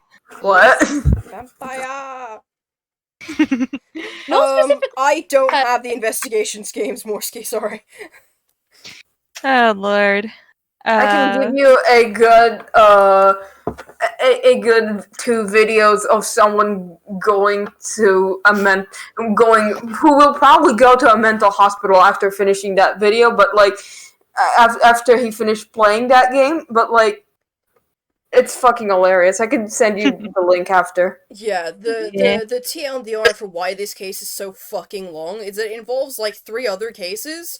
And also the main bastard in it is the head of a smuggling ring and a murderer and also an ambassador. So you have to actually confront him. Extraterritorial rights! Yeah, you have to confront him in an embassy, so in such a way that he can actually be prosecuted for his crimes, because otherwise he gets off on diplomatic immunity. And there's like 16 different individual bad endings depending on at which point you fuck up. What? Really? Yeah, something like that. I did not know that. Wow. Lord. Where's the bad end? 1, 2, 3, 4, 5, 6, 7, 8, 9. Oh, there's only 10. Jesus Christ, there's still a lot. Yeah, no. Rise from the Ashes has only 5, I think, if you don't include running out of penalties. Oh my god. Running out of penalties is just the normal bad end, right? Yeah, it's just a regular bad end. Normal game over. Yeah, just standard bad over. Standard bad. Yeah. English, IR word's good. Yeah, you did a good job, Wild. Hush. I should have given this monkey a simpler job. March is here, and I am not good at detective-ing shit. But we are going to do our best, and it's totally not freaking out Lynn that this is Halloween Town. Respect this place. Shit. Oh boy. I mean, if it helps you, Lethe is the one who's actually going to be trying to be a proper lawyer. Yes. Yeah. Oh boy. Lethe is just standing in the background like, I asked for a law book and I stayed up all night studying. Other than that, maybe I have no law experience, but let's fucking go, I guess. I was born yesterday. Let's fucking go. Do I look like I was born yesterday? Yes. Yes, you do. Please help me. Do I look like I was born yesterday? Yeah. No. Well, you're fucking wrong. Well, you're wrong. I was. So listen, I'm baby. I was born yesterday. Please help me. I was born yesterday, but I'm doing my best. Please don't hurt me. Your Honor, I'm trying. We're trying, kid. I mean, Lynn has started cottoning on of, okay, this kid's probably alright. I mean, I fucking hope so. Yes. Jesus. You've met Lynn. You know Lynn. Even Ro knows she didn't do it, and he's shit at insight. I know. March will believe Lethe. March is going to protect Lethe. I will love it. Lethe's gonna need a fucking hug when this is over, and when she realizes that she can control the hand thing. Lynn is gonna. In fact, actually, Lynn is gonna do something of, you know, in the picture for this thing that she has bandages on her tail. Mm-hmm. She doesn't normally have those anymore because she's not, you know, disintegrating anymore. But yay! She is. That was actually one of the things that she was twigging with the disintegration thing before we found out it was a real kind. But she's going to put them on so that she can just hold Lethe if needed. Just like avoid the contact. I mean, for Lethe, it is specifically her hands. Like, she knows that the magic that basically, I couldn't translate it well to, hi, my brain just got fucked, but, basically what happened is Lethe touched the body and relived the moment of death. Ooh, that's ouch. Because she was panicking, and as a Warlock of Retrospect, a Warlock of Memory Lane, pardon, one of her powers is that she can touch a person or an object and sort of access some of its memories. Oh, that's neat. And basically what happened there was she rolled a nat 20 on relevant information and got the moment of death in vivid fucking detail. Surprise! David Edmund was alive a lot longer than we thought he was. Or a lot longer than you guys Ooh. Yep. Well, at least we know that. I think we do. Well, Lethe knows that. I don't know if she's been able to communicate it effectively, but... She I remember- tried, but she was kind of rambling and on the verge of panic. I will admit, Lynn, before all this, was a little confused about that sort of stuff. Like how that exactly worked, seeing as when she found out about the blunt force, that's why she was asking about the food. Mm-hmm. Because it was like, that doesn't fully add up. Mm-hmm. She has so many questions. She is a tiny monkey. She's a tiny monkey with many questions. Yes. Tiny monkey head full of questions. Yes. Curiouser and curiouser. No, she's not called George. That wasn't the reference I was making, but okay. I know. Lynn's middle name is George, confirmed. Oh, and her middle name. New middle name, Lynn. Sorry. Her We middle don't make the rules. Actually, we do. It's your middle name now. She has 3 middle names already. Oh lord. I imagine we're probably going to get to hear those in the trial. I hope so, just for the amusement it will bring me, and I apologize to the court. Oh my Oh god. lord. Speaking of which, are we all back from break? Oh I wait, no, think- Mira's gone. Oh, okay. Mira? Yeah, my- Mira's gone. Hecking dead. Can't believe Mira is fucking Mira? died. Oh my fucking god, they're fucking dead. Yeah, also, I will say Lynn will find just a very quick moment at some stage just to go in a cupboard and scream. Mira? Hi, I'm God. back. Hello. There I'm we go. back. Hi, Hello. I had to help my mom with some stuff. That's fair. Valid. Alrighty. So, Okay. But I am back and ready. hello, is everyone else ready and prepared and willing and Yes. all that jazz? Do you all consent to this Do you madness? swear to tell the truth, the whole truth, and nothing but the truth, so help you, Einquell?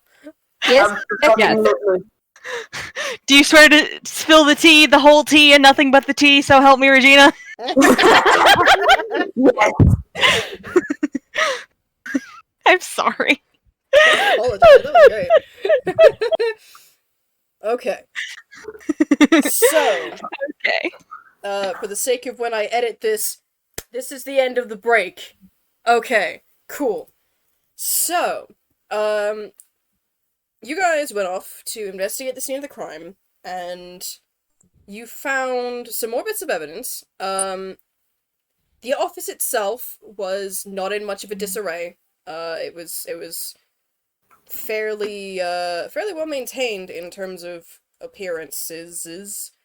But Apologies. How was that? Okay. You did find some more bits of evidence. And I will add these to the court record.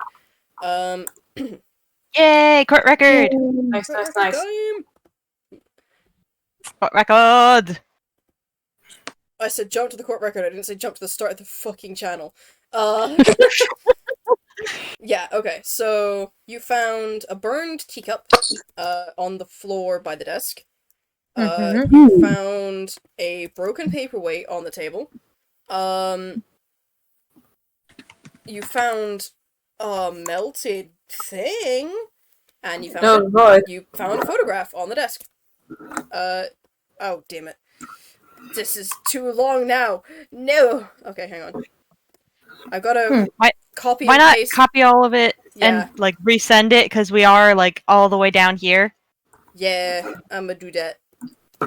Let me just copy this. We're down here and it's up there, and we're out here and it's up there. We out here doing things. Pin that one. Ba-da-da-ba-da. Lovely. We love to see it. And nope, don't edit that. Pin it. There we go. Cool. Pin. Cool. Yeah, so you can read all the evidence over. Evidence. Evidence. Evidence. Evidence. Yep, so that's the court record. It's you, Lethe went back to the detention center for the night. I assume you guys either stayed, in the mansion, as Scummies would have offered, or not, if not, then gone back to network. Lynn will have gone back to network to inform them, because yeah, she did kind of dash off, and she has just informed network of everything that's happening. And also probably picked up one of her law books. Because yeah, she needs to brush up on that real quick. That's because we're playing lawyers, apparently.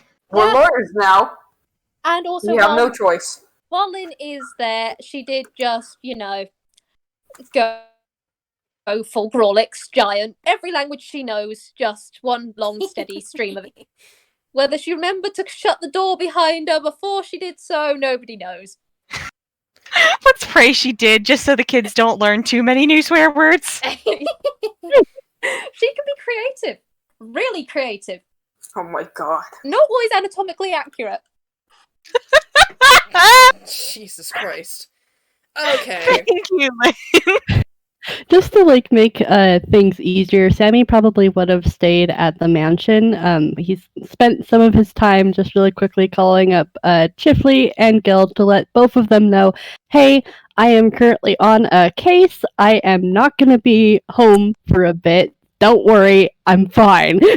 Oh yeah, March is probably also gonna ask Lynn when she goes back to network to inform Hugh, but he's not too worried.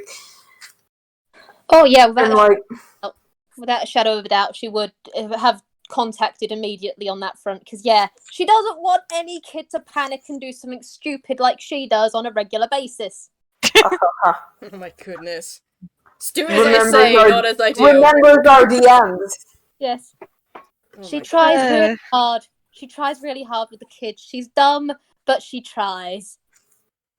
Oh, boy. Alrighty. So, it is Earnest but foolhardy. It is the day of the trial. How are you all feeling as you're sat in the defendant's lobby together? So we didn't. This is a player question. So we didn't get to investigate the victim's room. The victim's. Oh, the murder? you did. I've added the evidence that you found. Alright. We're just okay. We're hand waving it for the sake of time. Alright. What was that 41 for? It's because I was rolling something with advantage. Lynn is completely and absolutely perfectly fine. Of course. Press X to doubt. He really I wished he fucking had. doubt, but I can't. March probably can't roll higher than that. I don't think so. I don't think. Lynn really wishes she hadn't gone off the coffee, because she didn't sign up for this. She's an investigator. Heck. Oh, I love it, but at the same time, Lynn, sweetheart, bless you. She's doing her best. She's doing her best. She's got a law book.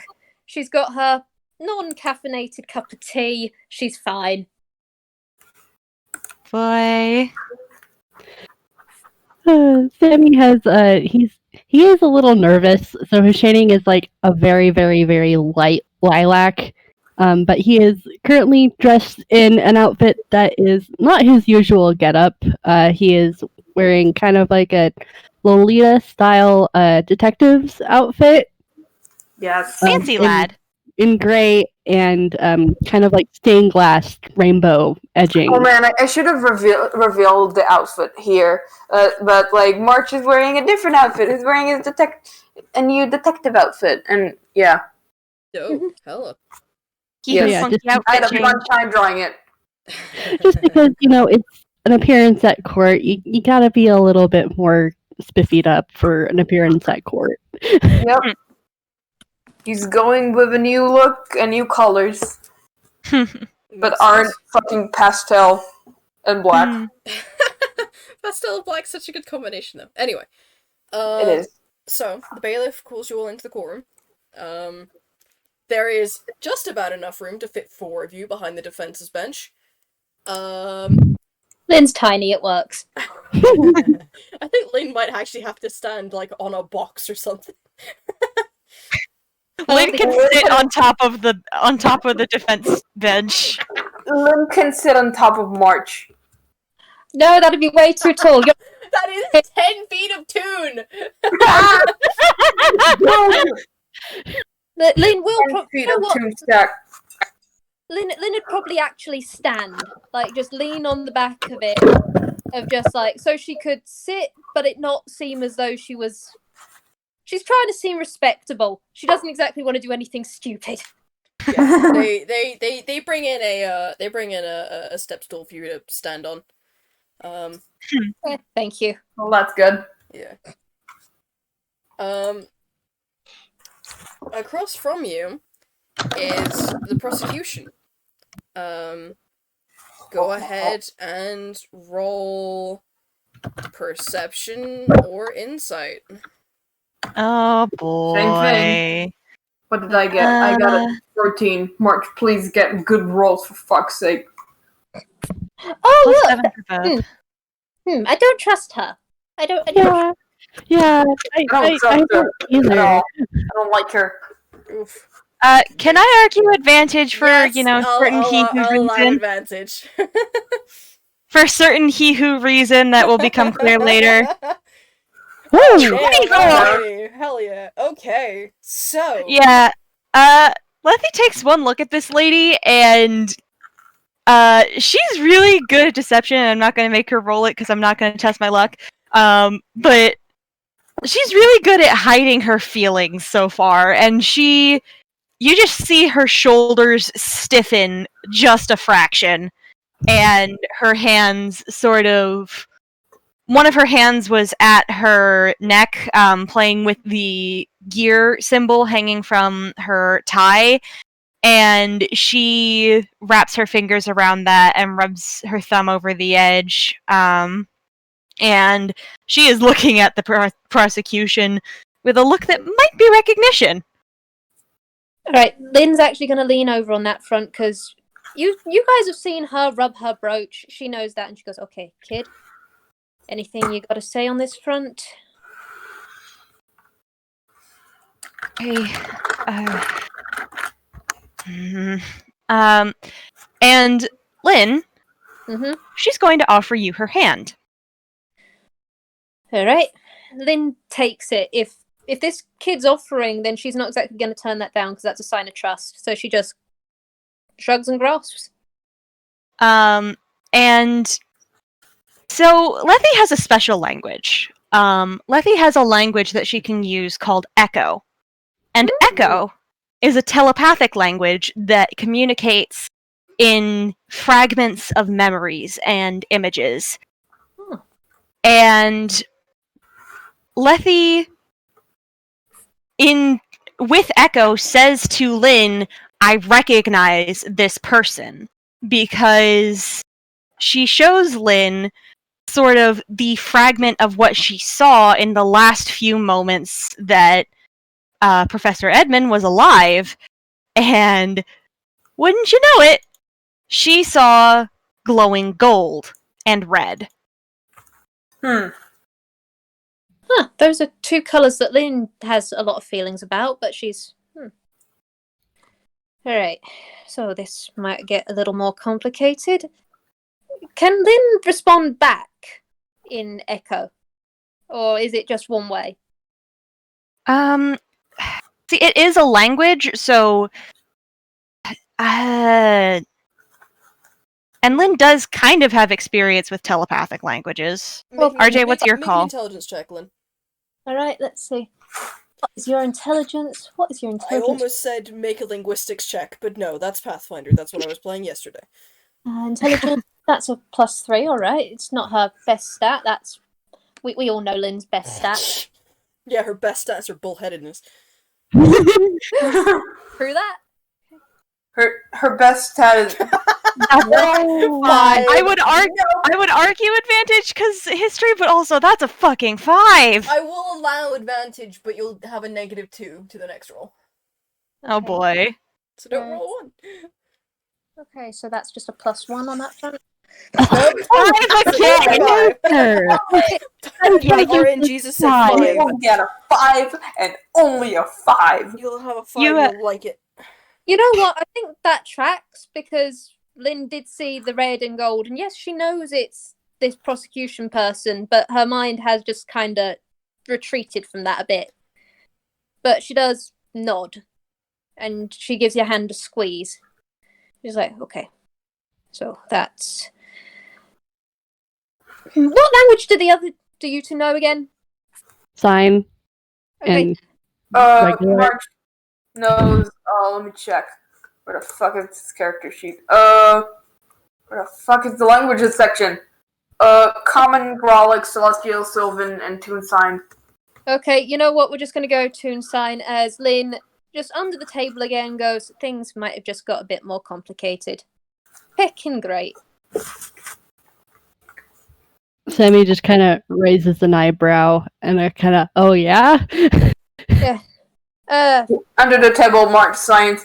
It wasn't complicated enough already? No, it heckin' wasn't. We might have a new person in a room. I'll explain later. Are you signing this with your hands in full view? No, under the table, as I said. Yay for tables! Yeah. Hiding our Yay sin for the from the bench. world. Okay, that's good too, considering that Yeah, we know that there are people here who know sign language. You told us. Yeah. Lynn understands that a lot of people do know Toon Sign because, hey, it's a universal language that's really important. So she does know how to be discreet. And also, you know this monkey, she's deceptive. She's a secrety little bastard. Yes, we've established that a lot over the year. Oh, good. Alrighty. So, yeah. Asclepius, comes into the room from behind the judge's bench and takes a seat at the seat, and he's not in his typical outfit. He's dressed in an ornate robe that looks almost like typical depictions of death. It covers him and makes him look just like this shapeless humanoid. And if you didn't know it was him under there, you wouldn't know who this is. But because you guys were already told in advance, yeah, Asclepius is the head of justice and will be the judge in this case. It's almost startling how unlike himself he looks. And even his voice is disguised as he raises his gavel and goes, "The trial for the murder of David Edmund is now in session." All right. The defense is ready, Your Honor. The prosecution is also ready, Your Honor. Oh, I don't like the prosecution's lady's voice. Me neither. Boy. I don't like that. I thought that Whirl was going to be the one voicing, but I can't be both prosecution and defense. I'm the DM, I automatically voice the NPCs. Oh boy. We love to see it. We love to I see am it. co-DM, but I can't do that specifically. So, the prosecution favors you all with a simpering smile and goes, she stood much like she is in her reference image. And she favors you all with a simpering smile and goes, "The prosecution is here to prove without doubt that the defendant murdered poor Professor Edmund in cold blood. As such, we have a witness that we would like to call."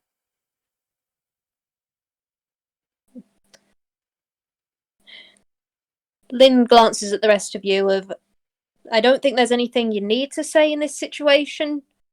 Like, Lynn's Don't think there's anything they can do. I mean, like, if it's a witness, they might as well get some truth out of it. Yeah, it's probably going to be student from what Lynn's gathered on this front. Mm-hmm. Yes. There is a nod from Lynn because she doesn't. I don't know what to say. Lynn probably would, seeing as she has been in courtrooms before, even if she's not been the defense before. But yeah. Hey, I'm not smart. You are very smart, Shushy. Shush ye, both of you.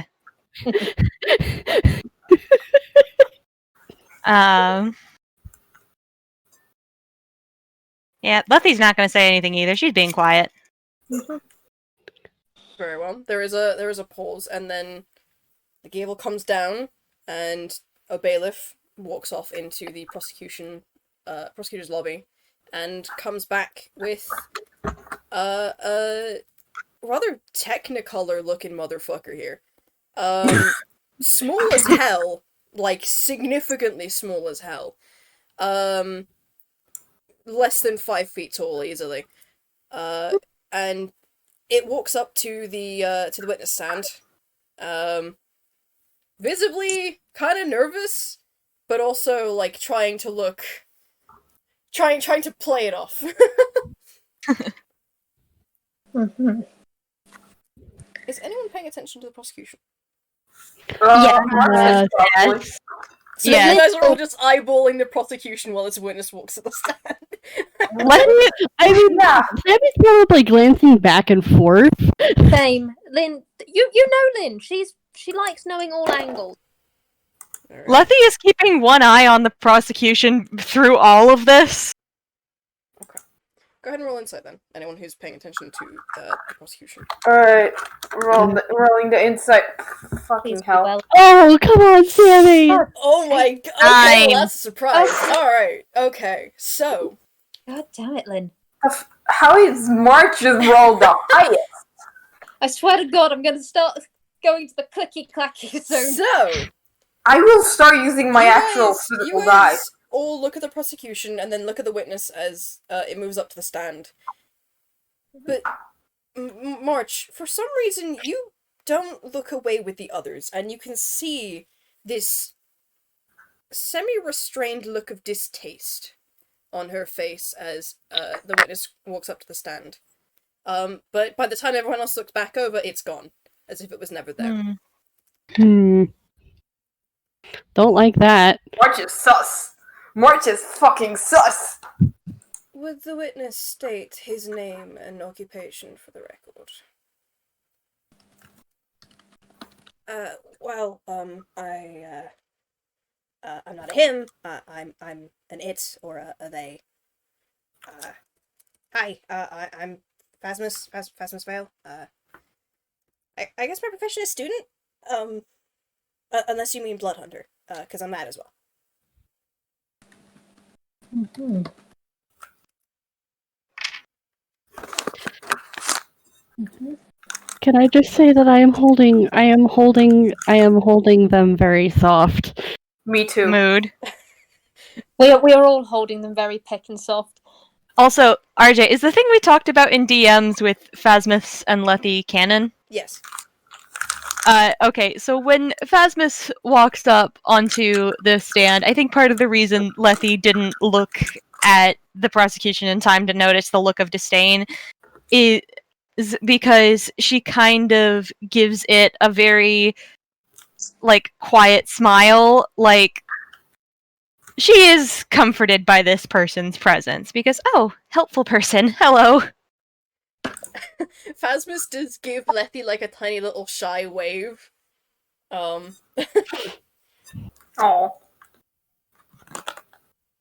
But the prosecution clears her throat and they freeze again and look back at her. And she still stood in that same position, hands pressed together in a kind of praying manner. And she goes, "Would the witness please testify as to what he saw on the night of the murder?"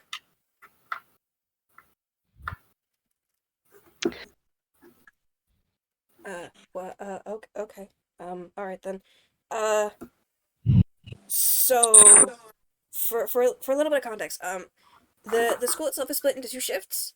There's the daytime set of classes and there's nighttime set of classes. I go to the nighttime set of classes, and I was heading to the office of one of my tutors so I could get some extra credit work, but I passed by Professor Edmund's office, and I saw movement in there, which is strange because he's a daytime teacher. Normally he'd be long gone by now, so I was kind of curious, so I stopped and I looked, and it was dark in there, but dark isn't really a thing that stops me from seeing necessarily. So I took a look inside and I saw I saw the defendant, I mean, stood in there over over someone sat in the chair, and she looked horrified. So I ran to get help.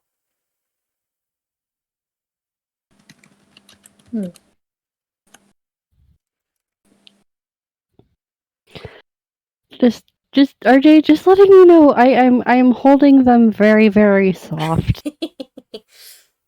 And I would like to Oh, I would like to mention, because I didn't want to cut you off if you started talking. At the prosecution's insistence on misgendering the witness, mhm. Lethe shot her probably the sharpest look any of you have seen from her. Honestly, Just yeah, like so is Sammy, because that's not okay. if looks could commit murder, then you would actually have a reason to put Lethe on trial. I think a Honestly, few of us have same. definitely given that look. Yeah, just because that's not polite.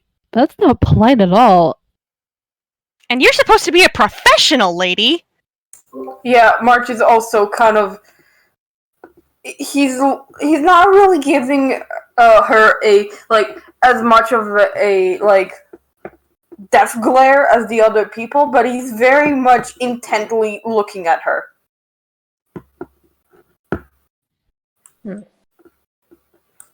There's a pause as they're like waiting to see if Phasmus adds anything, and then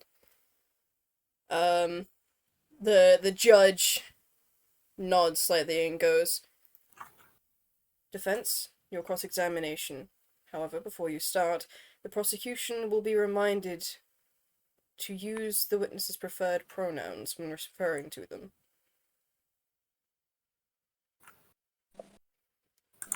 My apologies. I will endeavor to be better in my conduct. They sound so pick and sincere. Oh. They sound so pick and sincere.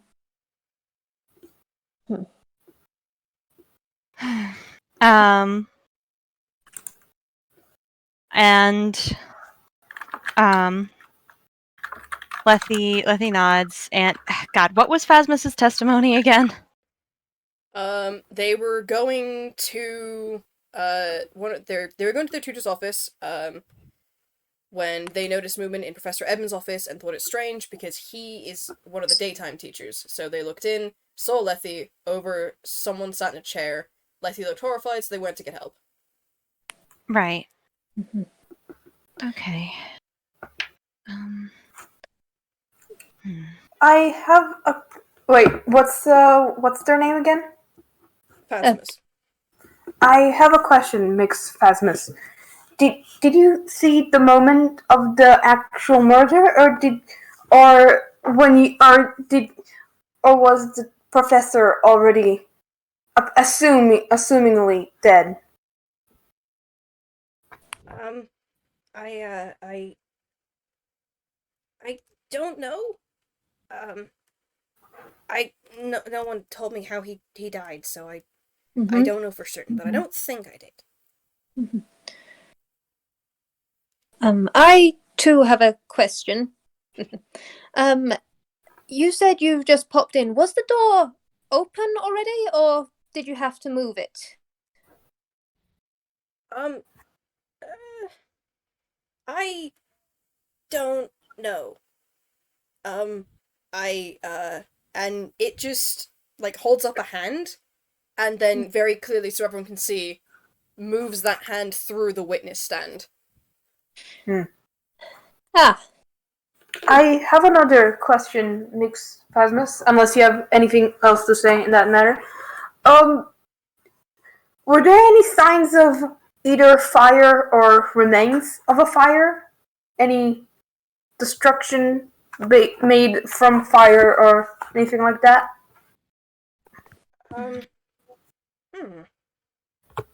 They are visibly taking a moment to look back, to think back.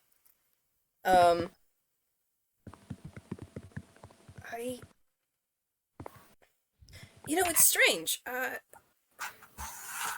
remember seeing, like, a scorch mark on the floor, but I don't know what caused it. I think unless we know what this scorch marks, and because there's definitely something that happened before. I don't think we can say with certainty that it was at that moment when the professor died. Also, makes oh my gosh, I'm so sorry. What's the kid's Phasmus? Phasmus? Okay. Mixed Phasmus. You said that you saw movement in the office. Did you see it through the door? Were there windows that you could see? Like, how did you see this movement? How did it catch your eye? I just saw it out of the corner of my eye through the window in the door. And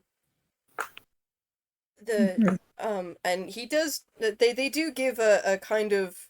Fuck, she's got me doing it now. They do give a kind of semi-guilty look toward Lethe. They don't like doing this. But it does say it looked like she was stumbling backward away from the body. I mean, it would make sense. Luffy did manifest in front of the body. And I'm not sure if... Wait, shit, I don't know if they talked about this being a secret or not. Lin has just gone, kid, you do that at the testimony. You do that later, that sort of thing. And she has said that in Grawlix on that one. Is that to March or is that to Phasmus? March. Sorry. It's alright. You're learning. So, let's see. There is another question I have, and she does glance at the rest of you just to make sure that she hasn't stepped on any toes on that front. Sammy gives Lin a nod. March also nods. Phasmus, when you went into the room, I presume you have dark vision, seeing as you said you had no problems with this? Yeah, I'm a ghost, so yeah. More you learn. So you would have had a good view of the room. I mean, I know it was chaotic, but you said you saw the scorch mark. Was there anything else in the room that was of interest? Have you ever been in there before? I mean, I've never really been in his office before, but,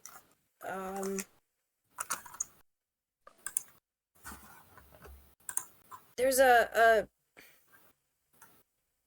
he has a paperweight that, a student gave him. I don't remember seeing it. What does this paperweight look like? It's a statue. It's a replication of a statue he saw on one of his trips out to some ancient ruins. Oh gods, what was the name? Well, It happened to be... It's in the court record. Lethe pauses, pulls out the court record, and then says, "Would it happen to have been Ozymandias?" Yes, that's. Wait, how did you. We have our ways.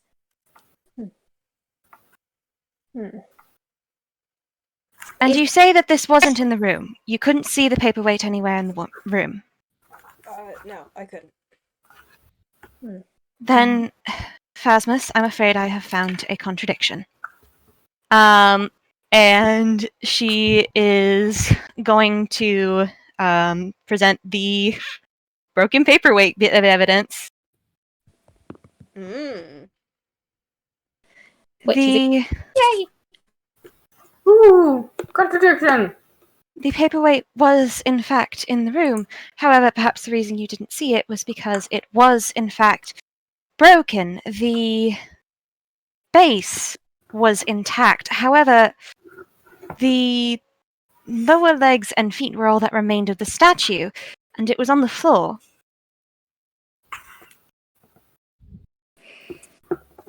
That would make sense as for why I didn't see it.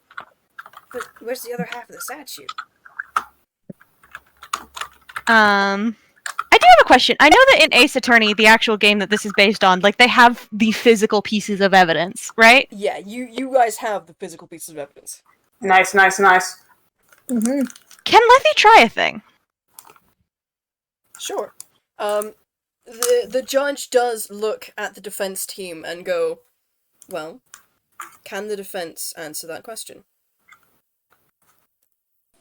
We think we might be able to. And she's not going to actually pull out the base of the paperweight. She is going to pull out the melted thing because she has a theory. Oh, you picking fucking smart. Unlike me. And she's going to look at it, and she's going to look at the judge and say, the defense would like to use a bit of magic to prove a theory. I'm afraid the prosecution must object. I fail On what to grounds? see what that piece of evidence has to do with this case. And as the suspect in this crime, I fear for what might occur if we allow you to use magic. If I may interject, I do have some abilities. I admit I'm not a main magic user, but I do have something that can allow me to cast Identify. If you will not allow the I don't know. I don't know what to call Lethe in this situation. Defendant? Thank you. The defendant to use magic. Perhaps I would be a more suitable. I will go under truth spell or whatever you need to confirm that I'm telling the truth. But I can probably be of use here. And Lethe quietly reaches into her pocket and pulls out her pocket watch and says, and should your objection be overruled, prosecutor, I do not know many things, but I know that one of my abilities as a result of my pact is that I can restore an object to its whole state. I can... If my theory is correct, and this, she holds up the melted thing that they found, is the broken piece of the paperweight, I would only be using my abilities to restore it to its previous state. If I am wrong, then I will accept the penalty. And also, there are many capable magic users in this court, I'm guessing, that lashing out with wild magic would be obviously the wrong choice. And I don't know. And any smart person would know that.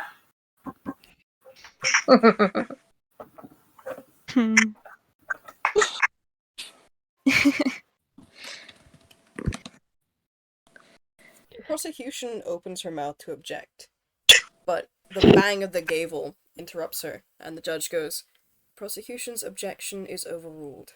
Defense may use their magic." Lynn isn't going to There's say a it little out loud, pump but of she is fist. going to. Is anyone looking at the prosecution at this moment in time? Yeah. Yes. Alrighty. Yes. I gotta roll a thing. Lethe is not, because Lethe is doing the thing. Yeah, Lethe's doing the thing, so that makes sense. Okay. What's y'all's passive perceptions? I've got to find a certain 12. gift. 16? Okay. 14. Of the three looking, Lynn is the only one to see it. The prosecution had pressed a hand on the bench and then removed it and retook her former position, but you notice there is a faint scorch mark on the bench now. Ho, ho, ho, Oh. ho. I've been reminded.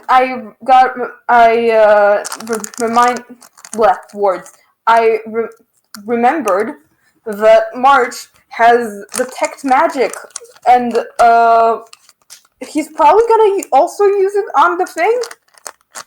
If Like not on the thing. It's probably like because like it's a like overall like thing of like detects any You magic. activate the detect magic spell. Yeah. Mm-hmm.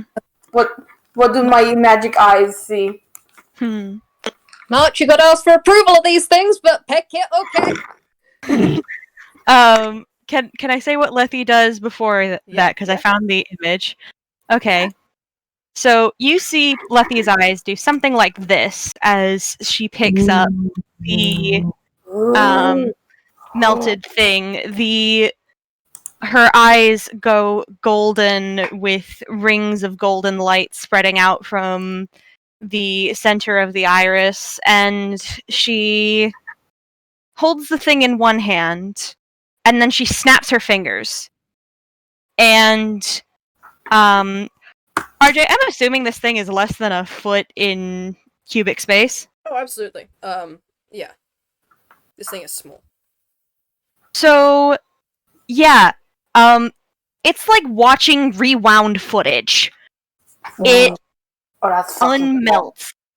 And Lethe kind of winces and rolls it to the center of her palm where her gloves can protect her, as it does because it gets hot. And then the base actually like picks up off of the evidence stand and snaps back onto the bottom. Ho, ho. Oh. So the statue is now complete. Hmm. Now, what do my magic seeing eyes see? Well, you pick up an aura of transmutation from that. And chronomancy. And yeah, Hell yeah. transmutational chronomancy. E. There is just a general glow from all the tunes around, because tunes are inherently magical. There is a general glow from the robe that Asclepius is wearing, which is illusion magic. There is a glow from the prosecutor, and it's... what would this be? Divine? Yeah, this is just general divine magic, honestly. No specific school. Alright. Anything specific interesting, or... No. She Or doesn't did seem I to be just waste using magic, one of March? Did I just waste one of March's free uses of detect magic per day? No. Oh, It's that's not a good waste, point. 'cause it's That's a still- good point. Well, And you gained information, that's not a waste. Yeah, and it sticks around for a little while, so Yeah, it's 10 you might minutes. want to watch the prosecution's hands. Yeah. Alright. Then March will keep that. And Lethe is going to take a moment, close her eyes, take a breath, and then look across the room at the prosecutor and say, "Now, prosecutor, before you ask why this is relevant, because that would be a question that I would ask, before anyone asks why this is relevant, I would direct us to turn over the statuette." And she does so, revealing there is blood on the bottom. Indeed. Yes. There is, you're not sure. Wait, do any of you guys speak Primordial? Lethe does. Oh! There is, the Primordial, specifically, Aquan dialect equivalent of "holy shit" from Phasmus. Lethe is going to, like, quietly shoot back language in the same language.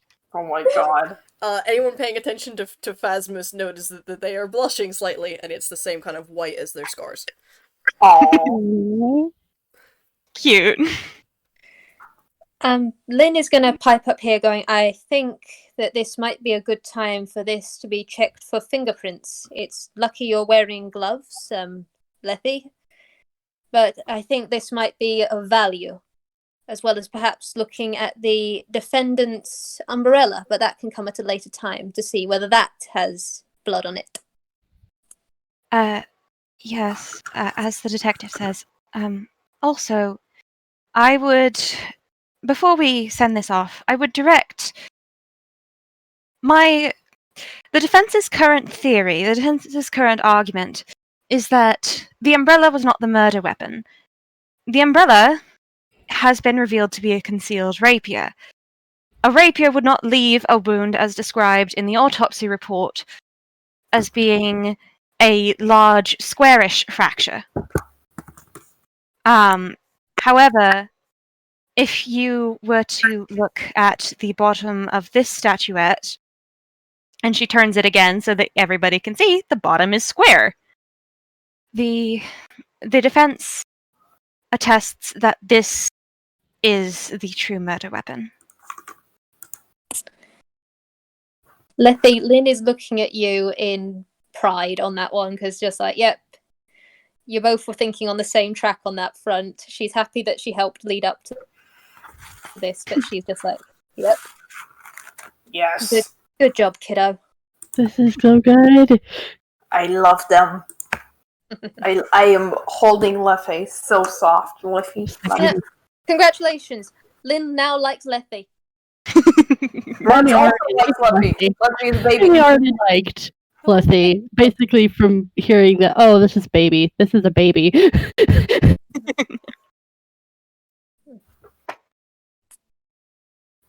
The court accepts this as the new murder weapon.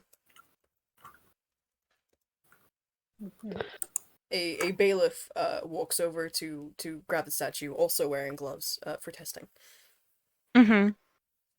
And Lethe hands it back. She's been very careful to only handle it with, like, her palms and the heels of her hands because her gloves do not have fingers, but... Mm-hmm.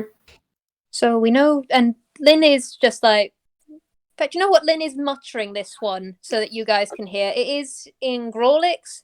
I'm not sure whether that's okay in court, but she's going, okay, so scorch mark, melted thing, connection? Sammy kind of nods, and I'm really quickly gonna look at the pinned court record. Burned teacup, and Yeah. If you're thinking the same thing I'm on that front, Lynn has been wondering whether she wants to bring that up now or whether she wants to do something with that information, because she has a few thoughts about that teacup. yeah, Sammy's just kind of like under the table, just kind of look at Lynn, and then just kind of sign teacup with like his eyebrows raised as kind of like signaling that he's questioning. Like, March will also sign he signed same design as I forgot the name of the prosecutor. I don't think he introduced. You never introduced herself. Nope. Yeah. Honestly, Lynn has been assigning her mother pecker in her head, so Okay, it just same symbol as prosecutor. I think. And Yeah. Lethe is going to notice that we don't know her name and just is going to look up and say, "Prosecution, you've engaged in a bit of misconduct. We do not know your name." My apologies. It is Marie Memento. Oh, Lynn's clocked that. That's a. Oh, Could Lynn roll history or something to see if she recognizes that name? Because if it's a prosecution in a case like this, surely there'd be records of this person before. You can say no. Well, before you are able to do that, Phasmus, tips its head slightly and looks at Marie and goes, "Actually, that's a point. Why are you prosecuting? You're a student." Oh. Professor Edmund was one of my teachers, and I decided it was my duty to bring his killer to justice. I was given special permission by this court. Lethe Linda. is biting her tongue. Lynn is also biting her tongue and stomping on her tail on this one because this seems like a conflict of interests. I mean, we have got the potential murder person on our side, so can't really pot calling kettle, but still that's Martin is just thinking, is she a law student? Is there law school in here? what's the qualifications? Yeah. What are your... Like, I'm just sitting here going, like Sammy's shading has kind of turned a little gray as he's trying to figure out. Wait, where? Okay, she is also a student, but huh? I mean, that's kind of weird. I mean, we all know how you feel about necromancy. Would have thought you would consider this a good thing. The witness will refrain in committing slander in this courtroom. And Lethe is going to look up at that and then look to Phasmus, look to the judge, and say, "Your Honor, the defense would like to have the witness testify as to what it means in this regard."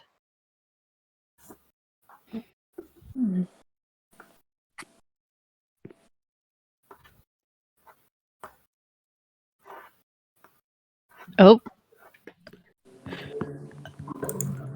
The witness will testify. Lethe, you are getting a very look from Phasmus.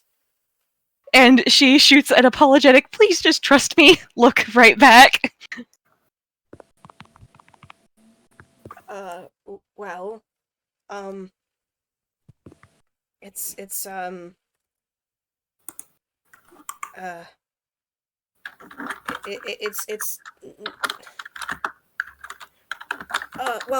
in case it wasn't obvious, I don't know if you guys can sense that like I can. Anyway, Marie, prosecutor? Ms. Memento, what do I just dress her as? Prosecutor, I think. I think it's Prosecutor Memento Prosecutor Memento should suffice. Okay. Prosecutor Memento's an ASMR.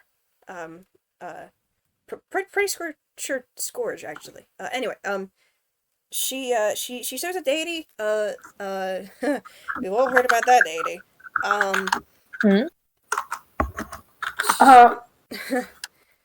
Her deity is not the most supportive of necromancy.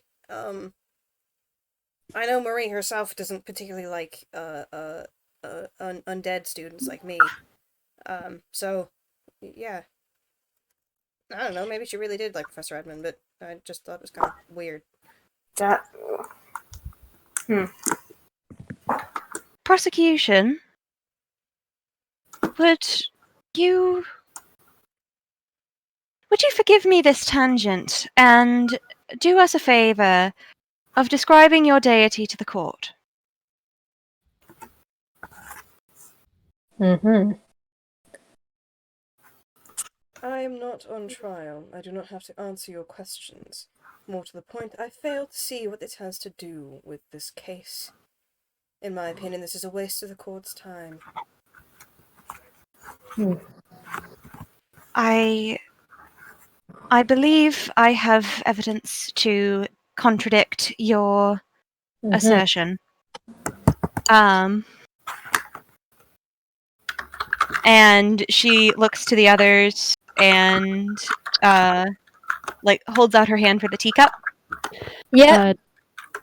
I kind of Lin picture Sammy Yeah. has that one. Or never mind, I do not. Lin has been eyeing that up because she's had a few questions that she's been trying to figure out how to ask on it. She gives you a nod, Lethe.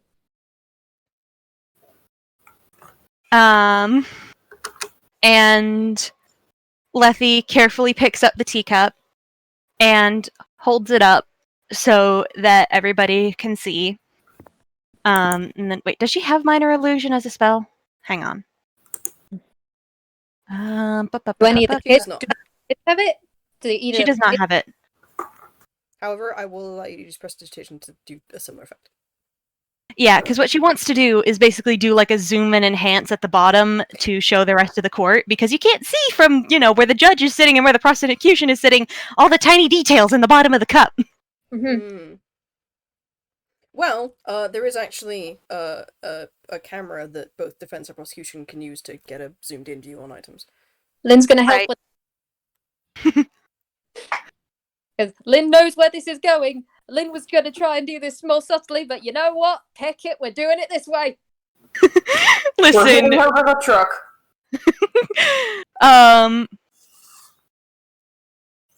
and Lethe is going to, with Lin's help, presumably, get a zoom and enhance of the bottom of the teacup, and use Prestidigitation to clear some of the sort of scorch marks and soot stains. And RJ, I believe that reveals a certain painted pattern in the bottom of this teacup, doesn't it? It does indeed. Clever girl. There is another gasp, and this time bitten off half curse from Phasmus. As the camera clearly shows the same sun decal as is on Marie's outfit. Haha.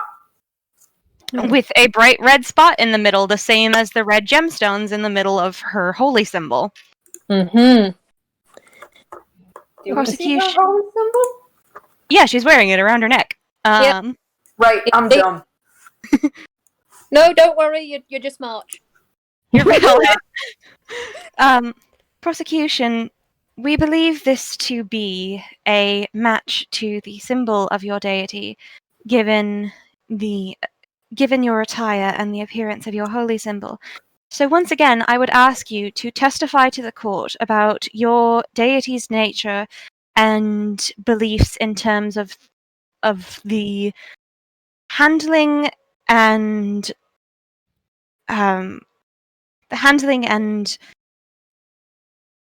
and she kind of blanks for a minute because she's new at this. She's doing her best. The handling and appropriateness of necromancy. Sammy gives Lethe a thumbs up. Mark She kind does of too. She kind of wilts a bit. Because, okay, managed to get the sentence out. Ah. You get a light bap of Lin's tail on your shoulder. Just there is approval in that because you did your best. I will pat. March would pat her on the shoulder, but I don't remember if she said she's comfortable with it, so I don't know. That's why Lynn has the bandages. Um, Lethe offers all of you a smile. Marie doesn't answer. And she's outright glaring at you all at this point with her hands pressed to the table. Does March's detect magic spot anything? Well, her general divine aura does seem to be focused around her hands. Can we roll perception to see if there's any Absolutely, you can. smoky sparks going on? Can I argue for advantage since detect magic? No, because this is to spot smoke. This isn't to spot magic. 15. Peck. Okay. 9. Oh, that's a nat 1 from someone. That's not one from Vwild. Rip. That's a one for Lynn. I don't suppose I could argue advantage because of her seeing the scorch mark earlier. Yeah, sure. Like, she is looking for it. Everybody is kind of watching the prosecution's hands at the time. You will have a 7 and only a 7. Every time I asked, Lynn, honey! that's it. I'm going to the clicky clackies from now on. Alright, Jesus is like, no, you'll have your first fucking result and you'll like it. Yes. You will have a nat 1 and only a fucking nat 1. Yeah. There's no smoke appearing. None of you can see smoke. Is there any, like, signs that her hands are basically getting hotter? That was what we were looking for, I think. Signs of, like, magic concentrating in her hand. No, Anyone? the only person who'd notice anything is March with the detect magic, just because you can see the aura of magic. There's no outward visible sign of anything. However, Phasmus at this point does clear its throat and go, she said before that it's a deity of time and that you will silence yourself or I will dispel you. Oh. Time. Prosecution, you will refrain from threatening your witness. Indeed, that wasn't exactly court behaviour. And Lynn is treat the witness as hostile. The prosecution will refrain from threatening them, but yes, permission granted.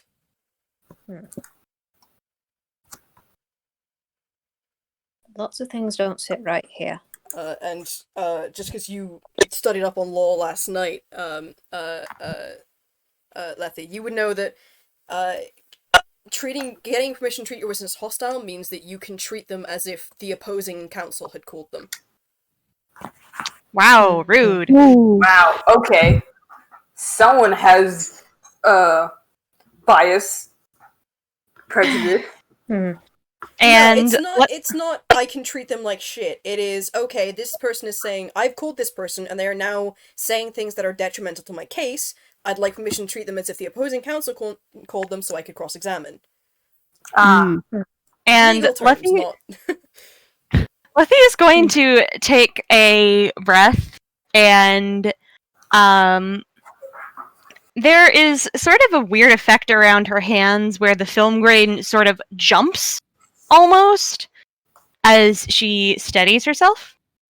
And then she looks to the prosecution, and there is a very distinct smile on her face that the corners of her mouth go off the edges of her face. It's sharp and almost violent.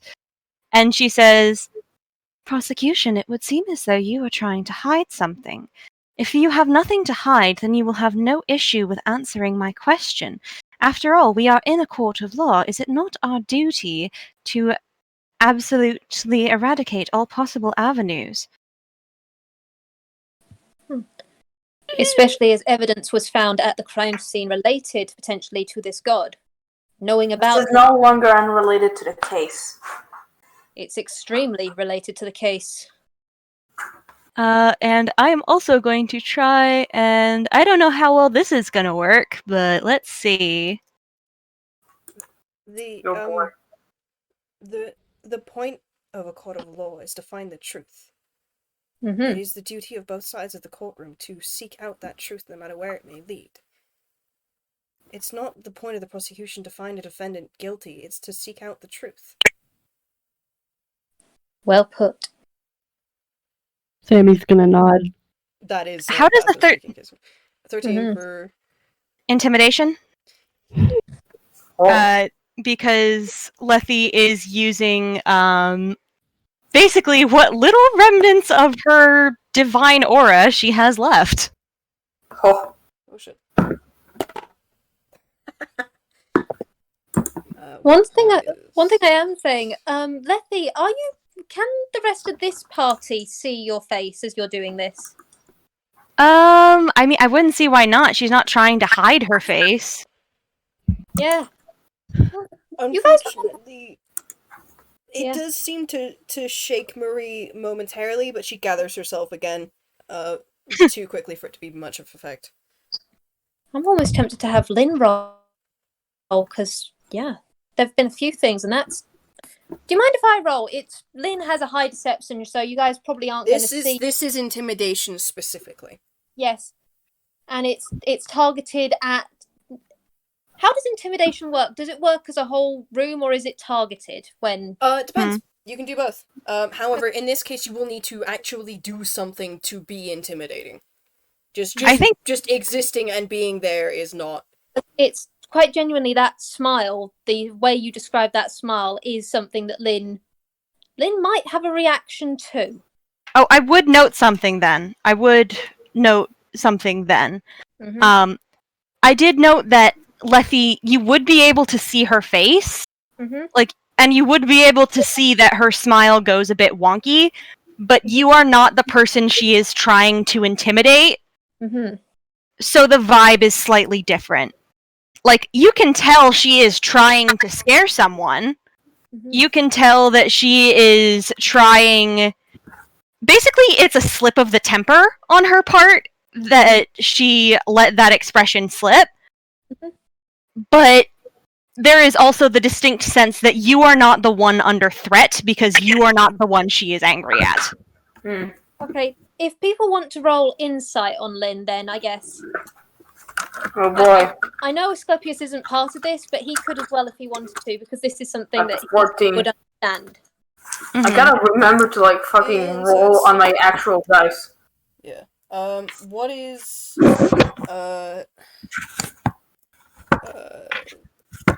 that's for Marie. Oh my... Well, Asclepius is getting this. No one is surprised. That's an 18 on the dice, plus 8. Anyway. Oh, big fucking surprise. Is this a magical effect that, that Lethe is using? Not exactly. It's more of a biological effect, but there is... March would kind of... do you mind if I flavor the detect magic a little bit? Sure, go for it. Sure. March doesn't see anything, but he hears it. There's a very distinct sound of a ticking clock. For people, let's see, what did people get? Let's see. 15 from Memento, and over 25 from Asclepius. Yeah. Oh wait, I should also roll. Yeah, because I put the DC as 15 because Lin is quite decent at this sort of stuff. And that's an 11. March and Lethe don't see it then. It's the widening of that smile. It's the way it stretched. Lin visibly stiffened at that. There have been things over the course of this case that have been linking stuff in Lin's brain to another place. And that smile, she does just lock for a moment. Like, she's not going to freak out, but you can definitely see she's shut herself down mentally to avoid something. Sammy kind of reaches over and just kind of lightly presses his hand against Lin's back, kind of in a, hey, we're here for you. Can I get movement. Charisma saves from everyone, please? Oh dear. Okay. 10! Also, I will note that when the whole intimidation thing didn't work for Lethe, It's gonna nat 1! she did kind of almost...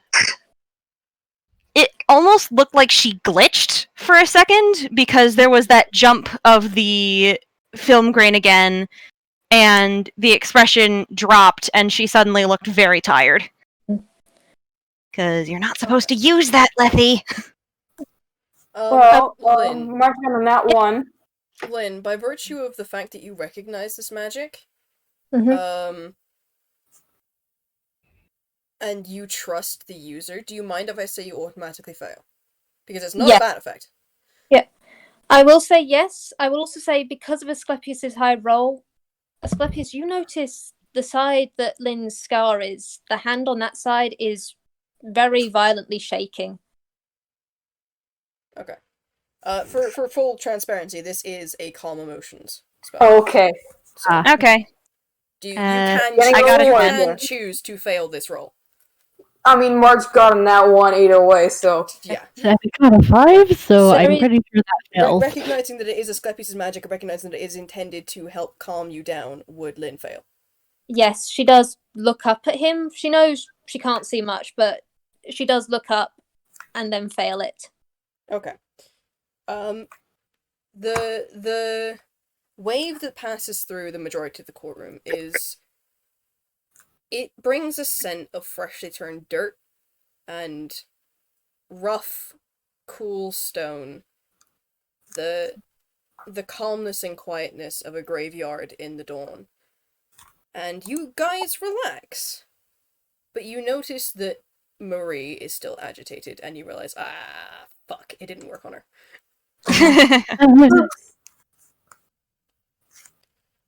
Lynn, for the first time in this case, is going to sit down on the step ladder.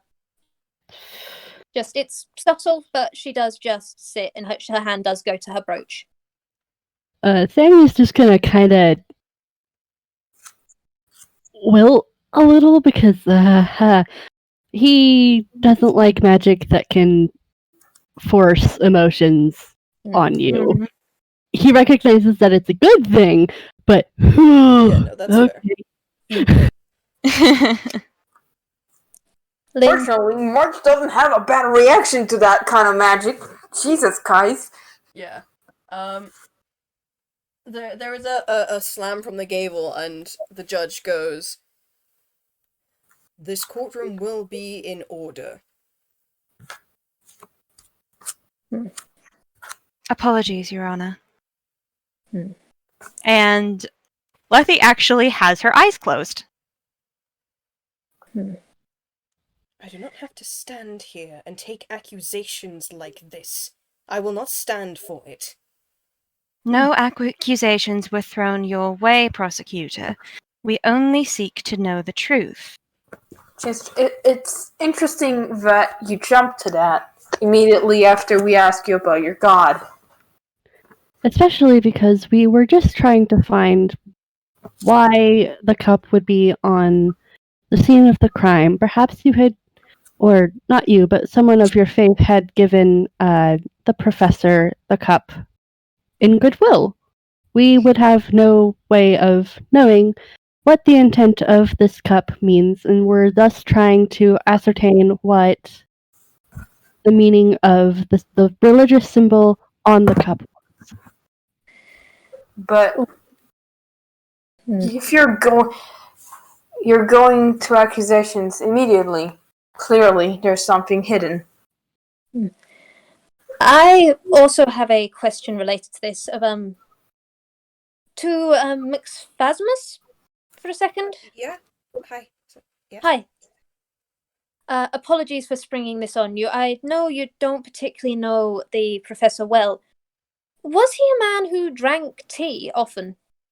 Oh, yeah, he'd come into class every day with a cup. And go on, sorry.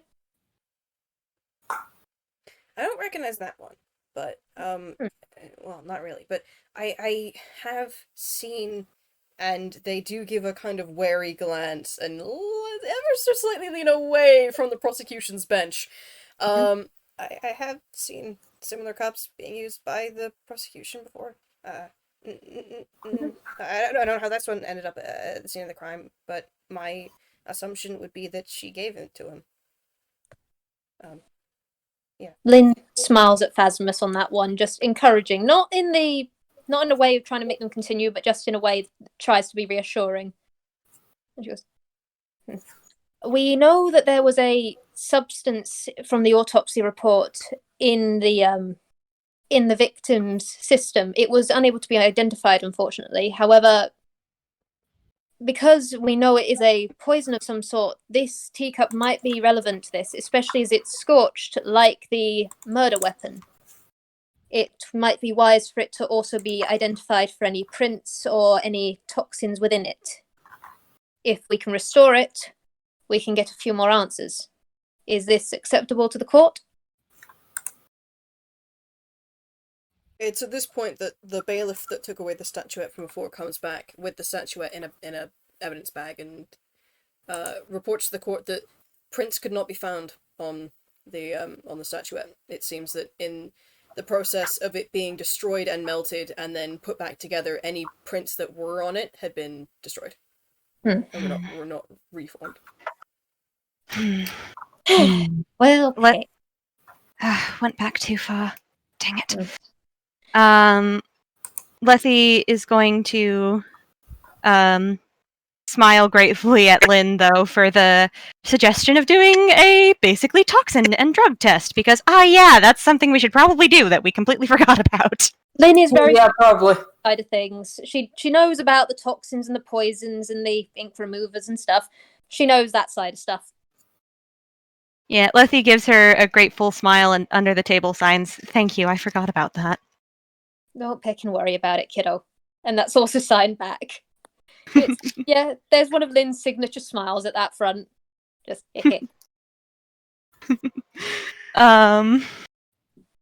You were born yesterday, kid. You were born picking yesterday. You're allowed to slip up on things. Cramming is not an effective method of studying. It is not. Mood. And Lethe is going to look back over the court record because, Is there anything else? Allow the Let's see. courtroom to give its opinion. Mm-hmm. As the cup is, it would be impossible to identify any potential poisons or toxins within it. However, if the defense was able to restore it to a pre-burned state, the court itself might be able to offer some insight into this with magic.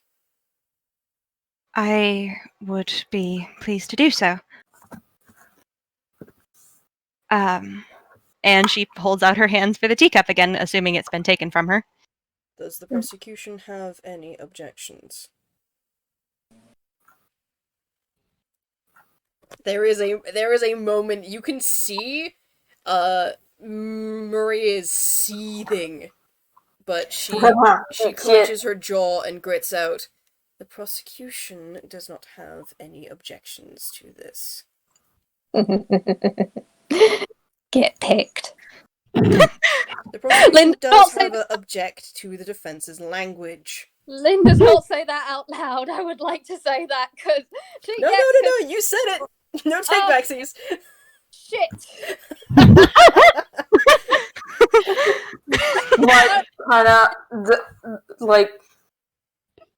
does a gentle elbow at Lynn's side?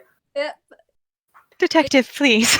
The defense apologizes profusely for the language. It will not happen again. We have to have one moment of oops, Lynn's mouth. Yeah. Potty mouth. Lethe kind of gives Lynn a smile and says, "Well, the defending defendant would like to thank her co-counsel for the moment of levity." So I say you restore the cup. Yep, there is, again, she takes it between her hands, making sure that it is resting on her palms and not touching her fingers. And this time there is a lot more of a focused expression on her face, like, okay. Don't go back to when it was made. Go back to recent pre-burned. And instead of snapping her fingers this time, because she is doing a precision maneuver, she pulls out her pocket watch. And those who were with her in the detention center yesterday might remember she said it was broken. It's ticking. Well, how's about? Oh. And Is it ticking like while she's doing the magic, or? As she starts the magic, the clock begins to tick backwards. And the cup slowly this time, because she is being careful, slowly restores to its pre-burnt state. And RJ, can I make a venture? Can I make a venture that, while it probably doesn't fill back up all the way, there were probably dregs in the bottom of the teacup before it was burnt? Absolutely. You clever child. Ho ho. We stand.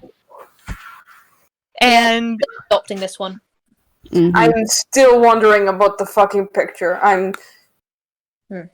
she sighs and sets it down, and she looks a little tired as she puts the pocket watch back in her pocket. But then she says, then she kind of smiles and says, "Well, how's that for reading tea leaves?" Oh, you pecking star. A member of the defense may approach the bench with the teacup. Do you mean a member of the Oh, wait. Which bench are we approaching? The judge? The Prosecution? If the judge is saying you may approach the bench, it means the judge's bench. Right. And Lethe... No, not us. Lethe... One of you guys. Lethe nods and sort of looks to the others like, any of you want to do it? Or am I vaulting over the fucking bench like a maniac? You know what? Just step out! It's not closed! Sammy can do it. Marge can also do it if, Lethe doesn't wanna. You know what? Lin is actually going to step forward on this one and go, it's advisable that you don't Lethe just in case there's any contamination with your fingerprints. Right. And I'm going to say this as a thing of Sammy hasn't done much, bless him, and so Lin is going to nod to Sammy and go, do you want to do this, kiddo? Yeah, Sammy's going to nod and bring it over to the judge's bench. Careful, but before he actually takes it, he's going to roll hammer space and pull on some gloves and bring it over so there's no contamination of fingerprints at all. Yeah. Smart cookie. Sorry, do you have enough levels in cleric to... No, you don't. Okay. So, Sammy, you recognize this magic as something you might be able to do in the future if you take more levels in cleric. But the judge holds out a hand, and Lin, you've seen a sky piece of magic before. You know it's purple. While in this persona, it's white. Need a little check. But yeah, so holds out a hand, which glows white for a moment, and there is a white glow coming from under the hood. And the judge takes the teacup and looks inside it, and then nods. There is indeed poison in that cup, if I had to guess. Some kind of sedative. Your Honor, the defense would like to propose a theory.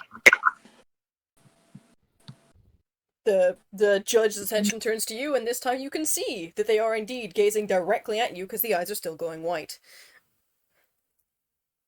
She meets the gaze. Will you permit me to submit my assertion? The court will hear the defense's proposition. The defense theorizes that the teacup in question was presented to the victim by the prosecution, hence the presence of the prosecution's holy symbol in the bottom of the teacup. Mm-hmm. The defense would also like to assert that the prosecution was therefore responsible for the traces of sedative poison found in the cup, which means that the prosecution had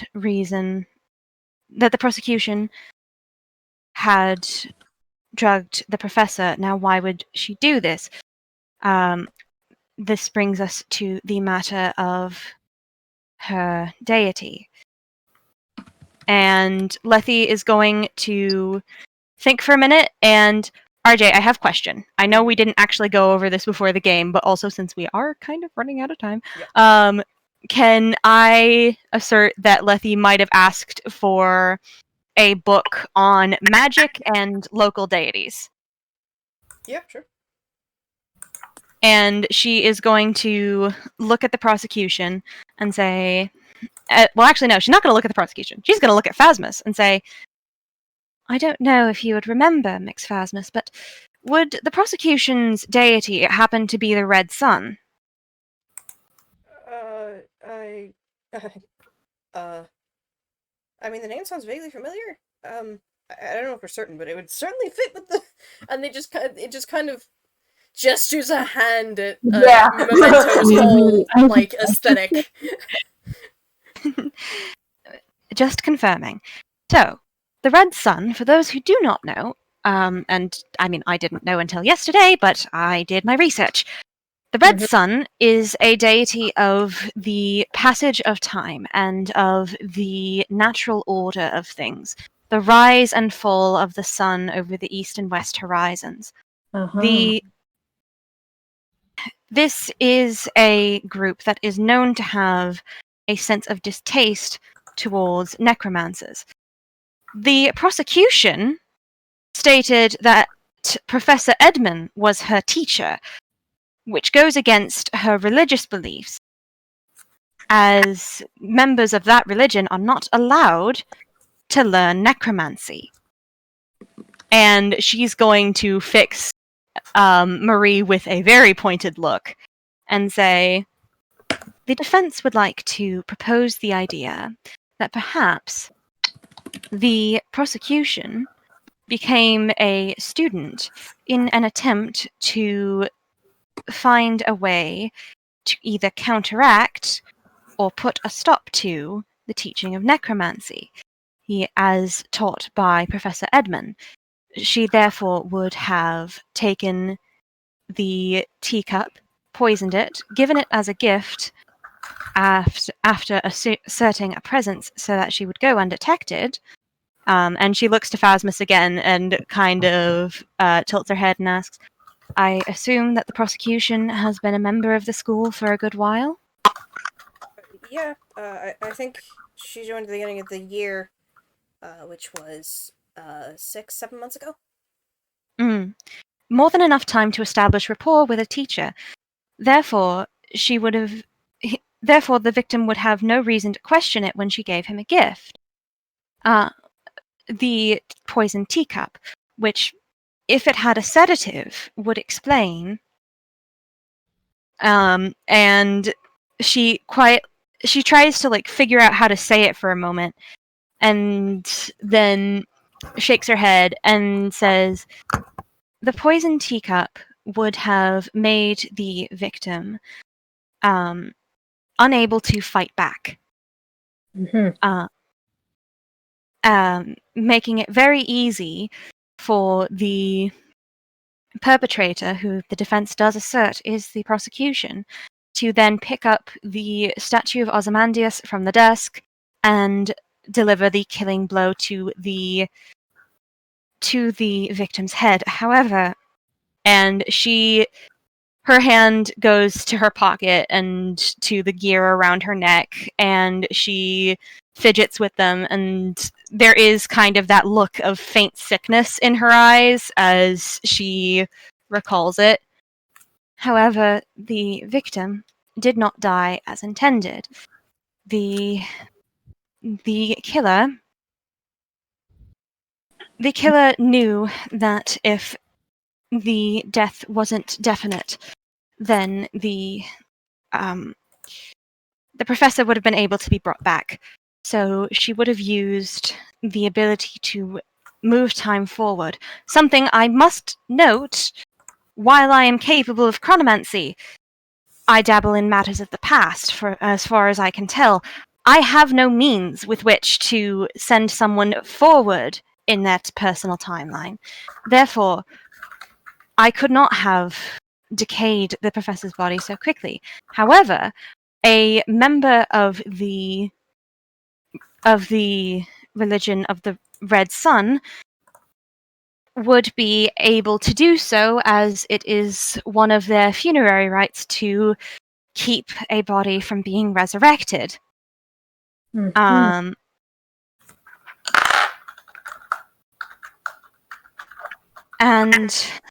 should this prove correct, as the prosecution is a scourge ASMR, and she looks to Phasmus for confirmation. Phasmus is nodding and giving you a thumbs up. As the prosecution is a scourge ASMR and therefore has fire-related magic related to radiant damage and radiant fire, she would have been able to try and scorch the evidence to remove it from the room. Explaining the scorch marks, but the lack of disarray to the room.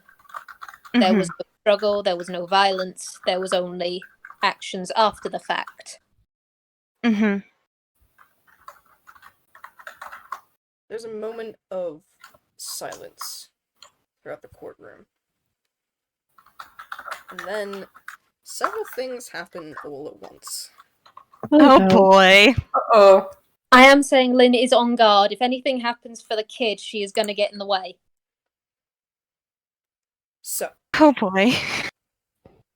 March, your detect magic whites out for a moment as a fireball-like blast of divine energy emanates from the prosecution, and you will see her abruptly burst into red flames as she vaults over the bench. However, someone else moves at the same time. The crackling energy that had gathered in her hand is caught by Phasmus as it moves through the bench and grabs her wrist, dragging a sword out of the holster on its back and across its the back of its neck as it does so. The blood glints and then freezes, and she freezes in place too. Oh, Lin knows that. Curse of binding. Enough of that, I think. Can someone, like, put her out or something? Ow. Does she count as a campfire? Can we put her out with No, I wish you could, but no. Can we Wait, I have Dispel Magic. Can I use Dispel Magic? I'll allow Dispel Magic. At the same time, Sammy's gonna go into his hammer space and pulls out a bucket of I water. have to double check how much damage he takes from this. Oh no! Yikes. Oh, no, that's fine. Okay, cool. Okay. Sammy's gonna eat the water at her in the hopes of diffusing the flames. Put her out! Put her out. Right, well, the water doesn't have much of an effect. Does this count as a spell of 3rd level or lower, or do I have to roll? It's not it's a racial ability, but I'll say it counts, so you just dispel it. Yeah, Lethe snaps her fingers, kind of looking panicked, and Dispel Magic is cast. I am still kind of happy, even if it didn't really put out the flames, because now this pecker is soaked. Yeah. Yes. So is Phasmus, but it doesn't seem too fussed to be particularly wet. Like there's a moment where its hair just puffs down from the wet, and they shake their head, and then it all flumps back up again. You do notice the hand that it had caught, it had managed to grab at their shoulder. She had managed to grab at its shoulder, and where that hand was, and their own hand where they'd grabbed at her wrist is now covered in burns. Oh. Could Lin try a thing here? If I get there are healers in here, but Lin does actually have something that can help with that nowadays. Yes.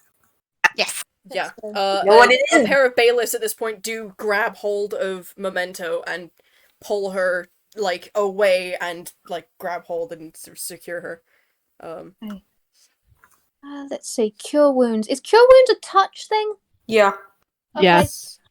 Lin, who had quite literally jumped on the table to make sure that Lethe was behind her slightly, because that was danger, and her job is always to protect children. She does. That's her thing. She will always protect the children above herself. But she does step down, and she does make sure that it's all telegraphed. But she's going to cast Cure Wounds on Phasmus because she knows burns. They peck and suck, and that's you just roll for that, right? Yeah. It's yeah, a D. it's a D8 plus your spellcasting ability modifier. I think it's +8 for you because it's Yeah. charisma. Yes, it is. Let's see. Hell yeah. That's Dope, 12. alright. She is very careful about how she does it because she's new to magic and she has learnt from Jacques and also from Rai. And so it is, you can tell she's new to this, but she does put her best into it. And there is a small pumpkin orange spark as she does so. And Sammy's just gonna be he also is going to cast Healing Word and just kind of addresses Phasmus and it's like, you're gonna be okay.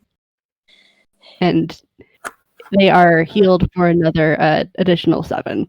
I'm good. They, like, show off their shoulder and their hand and there's no more burns. Interestingly, Sammy, you know full well what the spell that Murray was trying to use was. Because you can cast it. That was an inflict wounds cast at 4th level. Phasmus, by rights, should be better than they already are. They seemed to no sell it. Like it had no effect. Aside from the radiant portion of her being on fire. Damn. Okay. Benefits of and they just kind of lean through the witness stand. Your Honor, I'm a ghost. Lin does smile and go, "Kid, you did incredible. Honestly, good job." Lethe is going to give them a big smile and say, "Thank you, Phasmus. Seriously." Thank you. You did great. We love Phasmus. We love them. We Alright, love it. well. Yeah, okay. We stand a friend. Yes. And I think we, that certainly had a explosive end to the situation and a kind of clear beacon of what exactly went down. And one last thing. Oh, since there was one piece of evidence that wasn't used at all. Can March take a closer look at the picture? Sure. yeah, sure. It is a picture of Professor Edmund, with a student. You don't know who the student is. It's not anyone that you recognize. And it's a picture that's been taken in Edmund's office. He and the student are stood in front of his desk, and in the corner of the picture you can see the statuette paperweight that was the murder weapon. There's probably also like a splatter of blood on the corner of the photo or something. Yeah, no, there's a little bit of blood on the frame. But I'm guessing this is how we were supposed to find out the statue, I guess. Yeah. Yeah. And Lethe is going to look to the judge and say, with that rather explosive reaction from the prosecution, is it safe to say that the defense may rest their case? The judge doesn't say anything immediately, but then goes, "May the defendant please take the witness stand." And Lethe looks a little tense, but she goes and takes the witness stand. As you pass Lin, she does that pure leg reassuringly with her tail again as she goes to sit back properly. On the step ladder, okay. You get another thumbs up from Phasmus, who is, like, just standing awkwardly to the side by the prosecution bench. So March is also giving a thumbs up, double thumbs up, or is it quadruple? I don't know. It's Or hand a quadruple. thumbs up, it's good. There's like Oh, 4 yeah. thumbs in the air. Yeah. Sammy adds his thumbs to the count. There are so many There's thumbs. at least 8 thumbs, it's great. Half of them belong to March. Yeah. There is a moment where the judge kind of looks over you all, makes sure you're actually paying attention. And then he raises his gavel and goes, "In the murder of David Edmund, this court finds the defendant, Lethologica Beckford, not guilty." And the gavel slams down. And there is a cheer from Phasmus before it realizes, oh, no one else is cheering. And just kind of Lethe's going awkwardly to scratching the back of their neck. Lethe is going to blink, smile at Phasmus, and then cast Prestidigitation to summon some confetti. Can I roll hammer space? Yeah, sure. Can I just say, I'm sorry, Lynn's going to commit contempt in court. She goes, "Peckin' fantastic." You Um, really shouldn't swear in court, even if the trial's over. Well, court hasn't been adjourned yet, Your Honor. Sorry. Again. I forgot what I wanted to do, so never mind. Oh, Pat, bless. pat, pat, pat. Sorry, Pull kid. something Now- out of your fumble table, because you forgot. Alright, Oh, God. Court is now adjourned. Now you may gonna swear. have to pull out my. Fantastic. Court is adjourned, now you may swear. Yeah, Lynn is happily swearing in a couple of languages. Yes, giant is one of them. I'm sorry. She's happy. Oh She's my been God. keeping these swears in for the good part of a court case. I will. Is anybody looking at Lethe right now? Sammy is. You, Lynn gets a recrimination from Asclepius and Giant as well. But yeah, Phasmus is paying attention. Sorry. Lethe kind of melts for a minute, just. Oh god, that was terrifying. Yeah. Oh, I hold her soft. Like, she has been doing her best to keep this quiet, but, y'all are welcome to roll perception or insight. Oh, honey. Oh, I was 15. almost rolled in the pecking wrong place. That wouldn't have been good. That wouldn't. Oh, 19. Well, we'll go with insight, because it's a flat D20 otherwise. Come on, Phasmus. Holy shit! What was it? Show us. Natural was it? fucking 20, baby. Oh yeah. Nice. Yeah, Lethe is standing behind the witness stand still, and she's smiling, and it's a natural smile, not her creepy smile. And she has one hand in her pocket, clutching her pocket, or not even in her pocket, just clutching her pocket watch to her chest very tightly. The other hand is tugging down the brim of her hat. Phasmus and Lynn, you can both see that there are tears streaking down her face. Honey. Lynn, honestly, this is the best bit of a court case when people are doing okay. I mean, they got the right person, the innocent goes free. Lynn gives her most reassuring smile.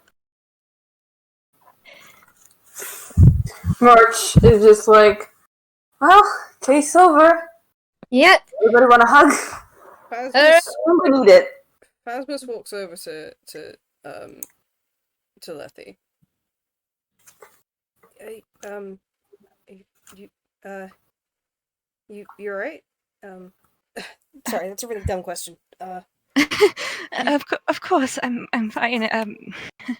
I just got off a murder charge. Of course, I'm fine. Sorry, I don't know.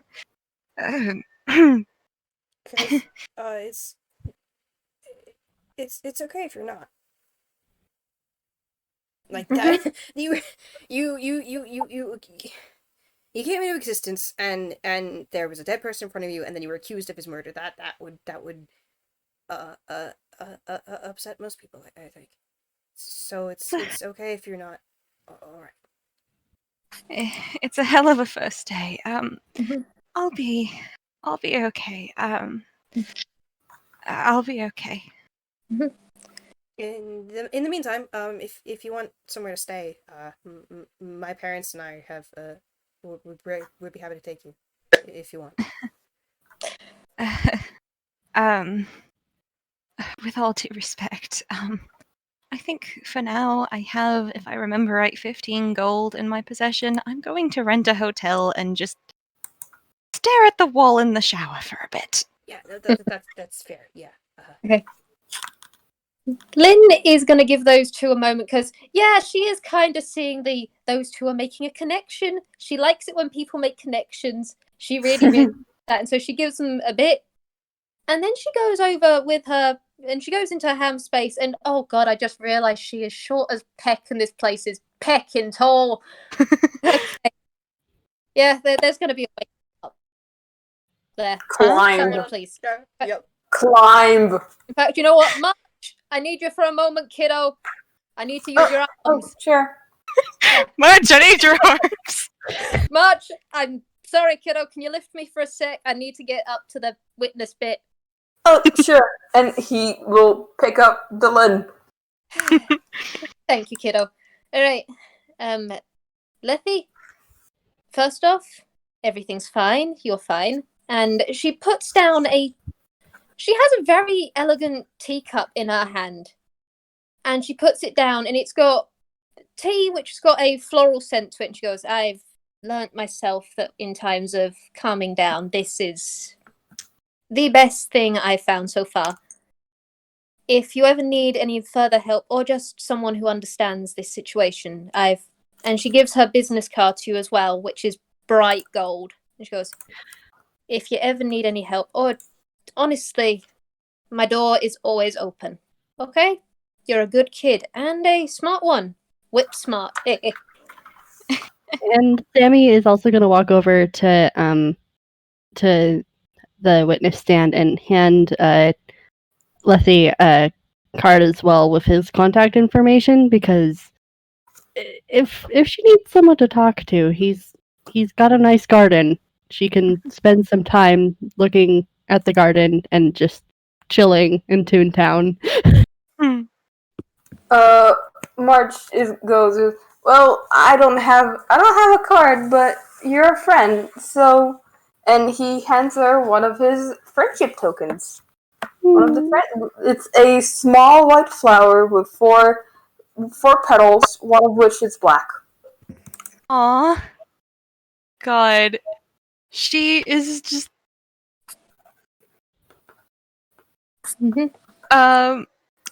So y'all have seen some of the weird things Lethe's eyes can do. I've used those a couple times during this game. They're doing one of those things now, but it's different.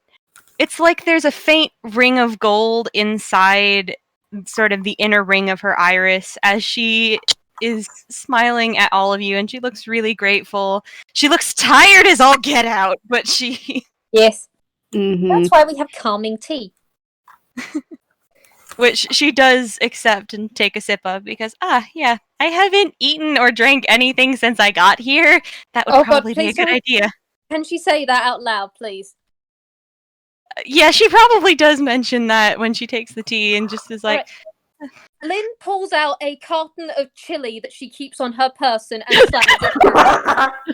And she goes, okay, I have learned, and she points up at the stand where Asclepius is and went, I have learned from him to always keep... I mean, seriously, I used to be terrible at food, and yes, you were only born yesterday, so you actually have an excuse. This is chili, you are eating it, it is homemade. I don't know your dietary requirements. I'm sorry. I will make you a new one if this one isn't okay. I don't know anything about dietary requirements either. Hey guys. Yeah? Mm-hmm. Guess who rocks up completely fucking failing to read the room again?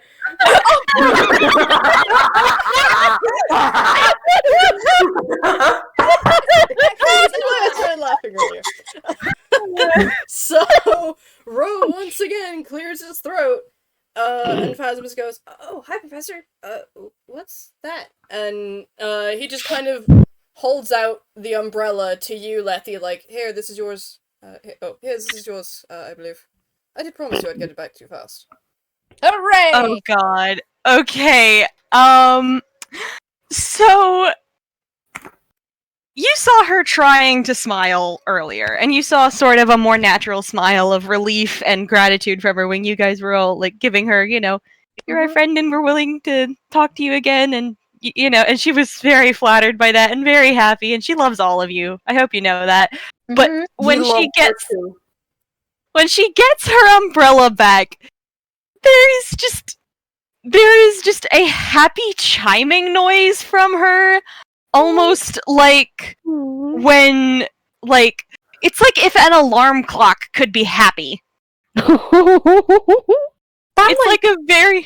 It's like a very happy alarm clock as she practically rings as she takes her umbrella back and she hugs it, because that's my thing! My umbrella, I have it back! Oh my goodness, that was adorable. What? Oh my goodness. I could actually mimic the sound she makes. Oh, hell yes. Oh. You have to now. You said it, now prove it.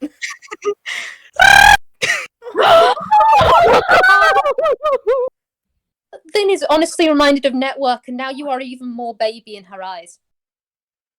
Honestly, it's too late. You are now... She's going to have to come up with a fun nickname for you, but you are now one of her nieces. Congratulations. Yeah, March is learning from the best, and by that I mean Sammy, Angie, and fucking Lynn. New sister? Yeah, new sister. Yes. Yes. Like, Sammy is making adoption eyes at Lethe. She doesn't even seem to notice that she's done anything. She's just happy trilling and hugging her umbrella like a child hugs a stuffed animal. Just, ah! Aww. That was very cute. Anyway, I got a message from Asclepius. He extends his condolences to you, as do I. He also asked me to pass you along this, and he holds out another piece of paper. This man's got Good two God, paper. so many pieces of paper. And this one You guys are filling Lethe's hammer space. This one has a name and an address on it. And it reads, the name on the piece of paper is Lethe. Underneath it has therapist, and then it's got an address. Oh yeah. Oh yeah.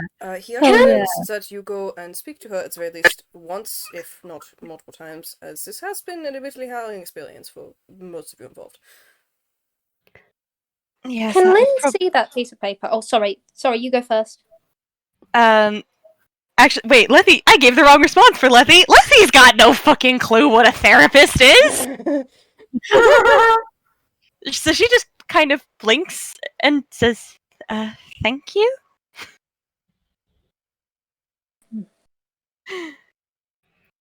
She's not going to elaborate, because she doesn't like admitting how little she knows about things, but she doesn't know what a fucking therapist is! Oh baby.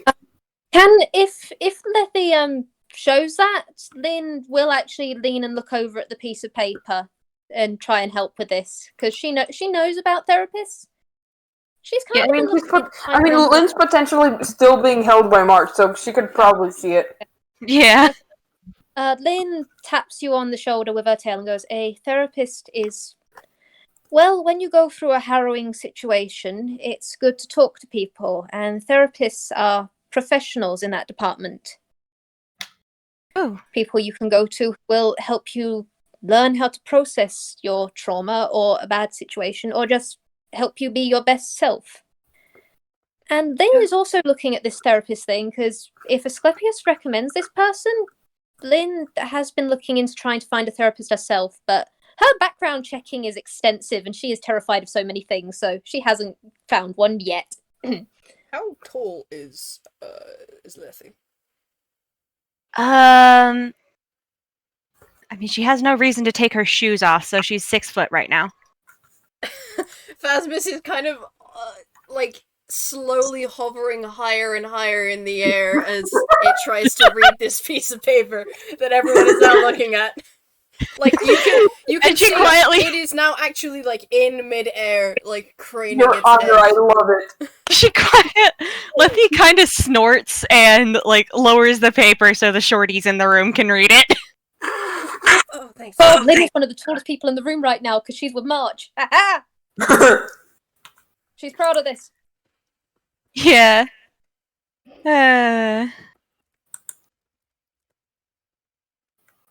Oh goodness, Phasmus is small. Yeah, Oh, Phasmus is 47. Phasmus is small. Oh, they're so small. Yeah, I didn't say they weren't even 5 feet. Oh goodness, I love them. I didn't realize. Oh my god. RJ, I hope you know that Sammy is also making adoption eyes at Phasmus. Like, because throughout its entire testimony, Sammy has just been going, "Oh, this is just a kid. Oh, this is just a kid. Oh, this is just a kid." I mean, to be fair, it is only 16. Yeah. Oh my Oh goodness. Yeah, yep. Okay. Yep. I mean, they're older than March. Yeah. Barely. Also, Lethe is going to notice that Lin was taking note of the address and the name on the paper. And she's going to reach into her own hammer space. And she's going to pull out a little dark brown leather-bound notebook with an embossed symbol, like an embossed pattern of gears and a clock on the front. Open it up, scribble down a copy of the name, address, and whatnot, and hand it to Lin. Lynn takes it, and she also looks at you, Lethe, and goes, "If I know Asclepius, he is an incredible man who has done me an amazing amount of good. If he recommends this person, they're safe." And she smiles at you, Lin, and says, I was told in the first instance of my creation, right after Whiteout, that I should trust the people I meet and trust the people around me. I will believe that anyone is safe until they tell me otherwise, until they give me reason to believe otherwise. Who told you that? Sorry. I don't know their name. They called themselves Death? Oh, You will see Lena perk up at that. It's just like, oh, yeah. Okay, bit strange that you know them, but I've met them as well. They're nice. If holy heck, we got a lot of people here. Okay, wait. March is just like, and his hand is just like turning Lin so she faces him, and he's like, you can see his face is like, what? Huh? It's okay. They cleaned my coat with some blood at one stage. It wasn't my blood. Oh, okay. It's fine. Morsky just informed me that he did in fact tell March about Death, so March probably knows about this. Yeah. It's fine. Yeah. But everything's fine. Now, We should probably move this from behind the witness stand in the courtroom. Oh yeah, Indeed. probably. indeed, I would like to, actually look at the sky properly for once. Oh, you guys should follow me. We can get a lunch at my parents' cafe. They do really good food there. your parents have a cafe? Oh, food sounds really nice right now. Yeah, Come on. haven't eaten much. Well, lunch is on me. Aw, no. bless Okay. your heart. Yeah, Lynn has fully adopted this kid. Lynn will make a slight note of, she does ask for where the cafe is, because Lynn needs to go on a run for a minute. Just, literally, she's going to expeditious retreat and just run somewhere as soon as she's out of this courtroom, just to clear her head for a little bit. But she is going to make sure she meets up with you all. You will get Valid. directions. It's in the town square, pretty damn close to the manor. Yeah. Yes. Lynn's just Nice, going nice. to run. Noom. The monkey go noom. Yeah. Monkey go nyum. She is exceptionally fast. Anyway. Yeah. Monkey has 40 feet, and now with expedition retreat, she's now 80 feet. Oh lord. But I think... Do y'all think that's a good place to end? Indeed. Yeah. Yeah. Mm-hmm. Woo! In true Ace Attorney style, we're going out for food. Oh yeah. The best way to Oh, yeah. end anything Ace Attorney Is the related. You're hamburger going out for Apollo? burgers and or ramen. Your hamburger is Apollo. Your burger's Apollo. Eat your burgers, Apollo. Yeah, when Lynn arrives, she is going to do the grow big and strong, you pecky little kids. Also, group hug. We need a group hug. Yes, Yeah. I think we do indeed get a group hug. It's, Yes. it's a little bit awkward because Phasma's actually has to focus to be, like, corporeal. Bless this child. Bless them. Plus everyone in this room. If we do a group hug, I will let you know that Lethe kind of melts because, positive physical contact in a large amount. That's a new experience. Alright. I like that. Alright, you know what? Screw it, Lynn pom-poms. Phasma's I will is note- floating ever so slightly. I will note that Sammy's shading is yellow because, yay! Lethe doesn't have to go to jail. Yeah. Yay, no jail. New friend obtained, and the new friend is not wrongfully convicted. Woo! New friend is not convicted of murder. Woo! Dude. New friend acquired. And We should all say goodbye to the listeners now, though. True. Yeah. Thank I you gotta for go. listening. I gotta yeet myself to bed soon enough. Go to bed, sorry. Yeah, go to bed. Good night, do all listeners. sorts of Good night, everyone. listeners. Good night, everyone. Goodbye, everybody.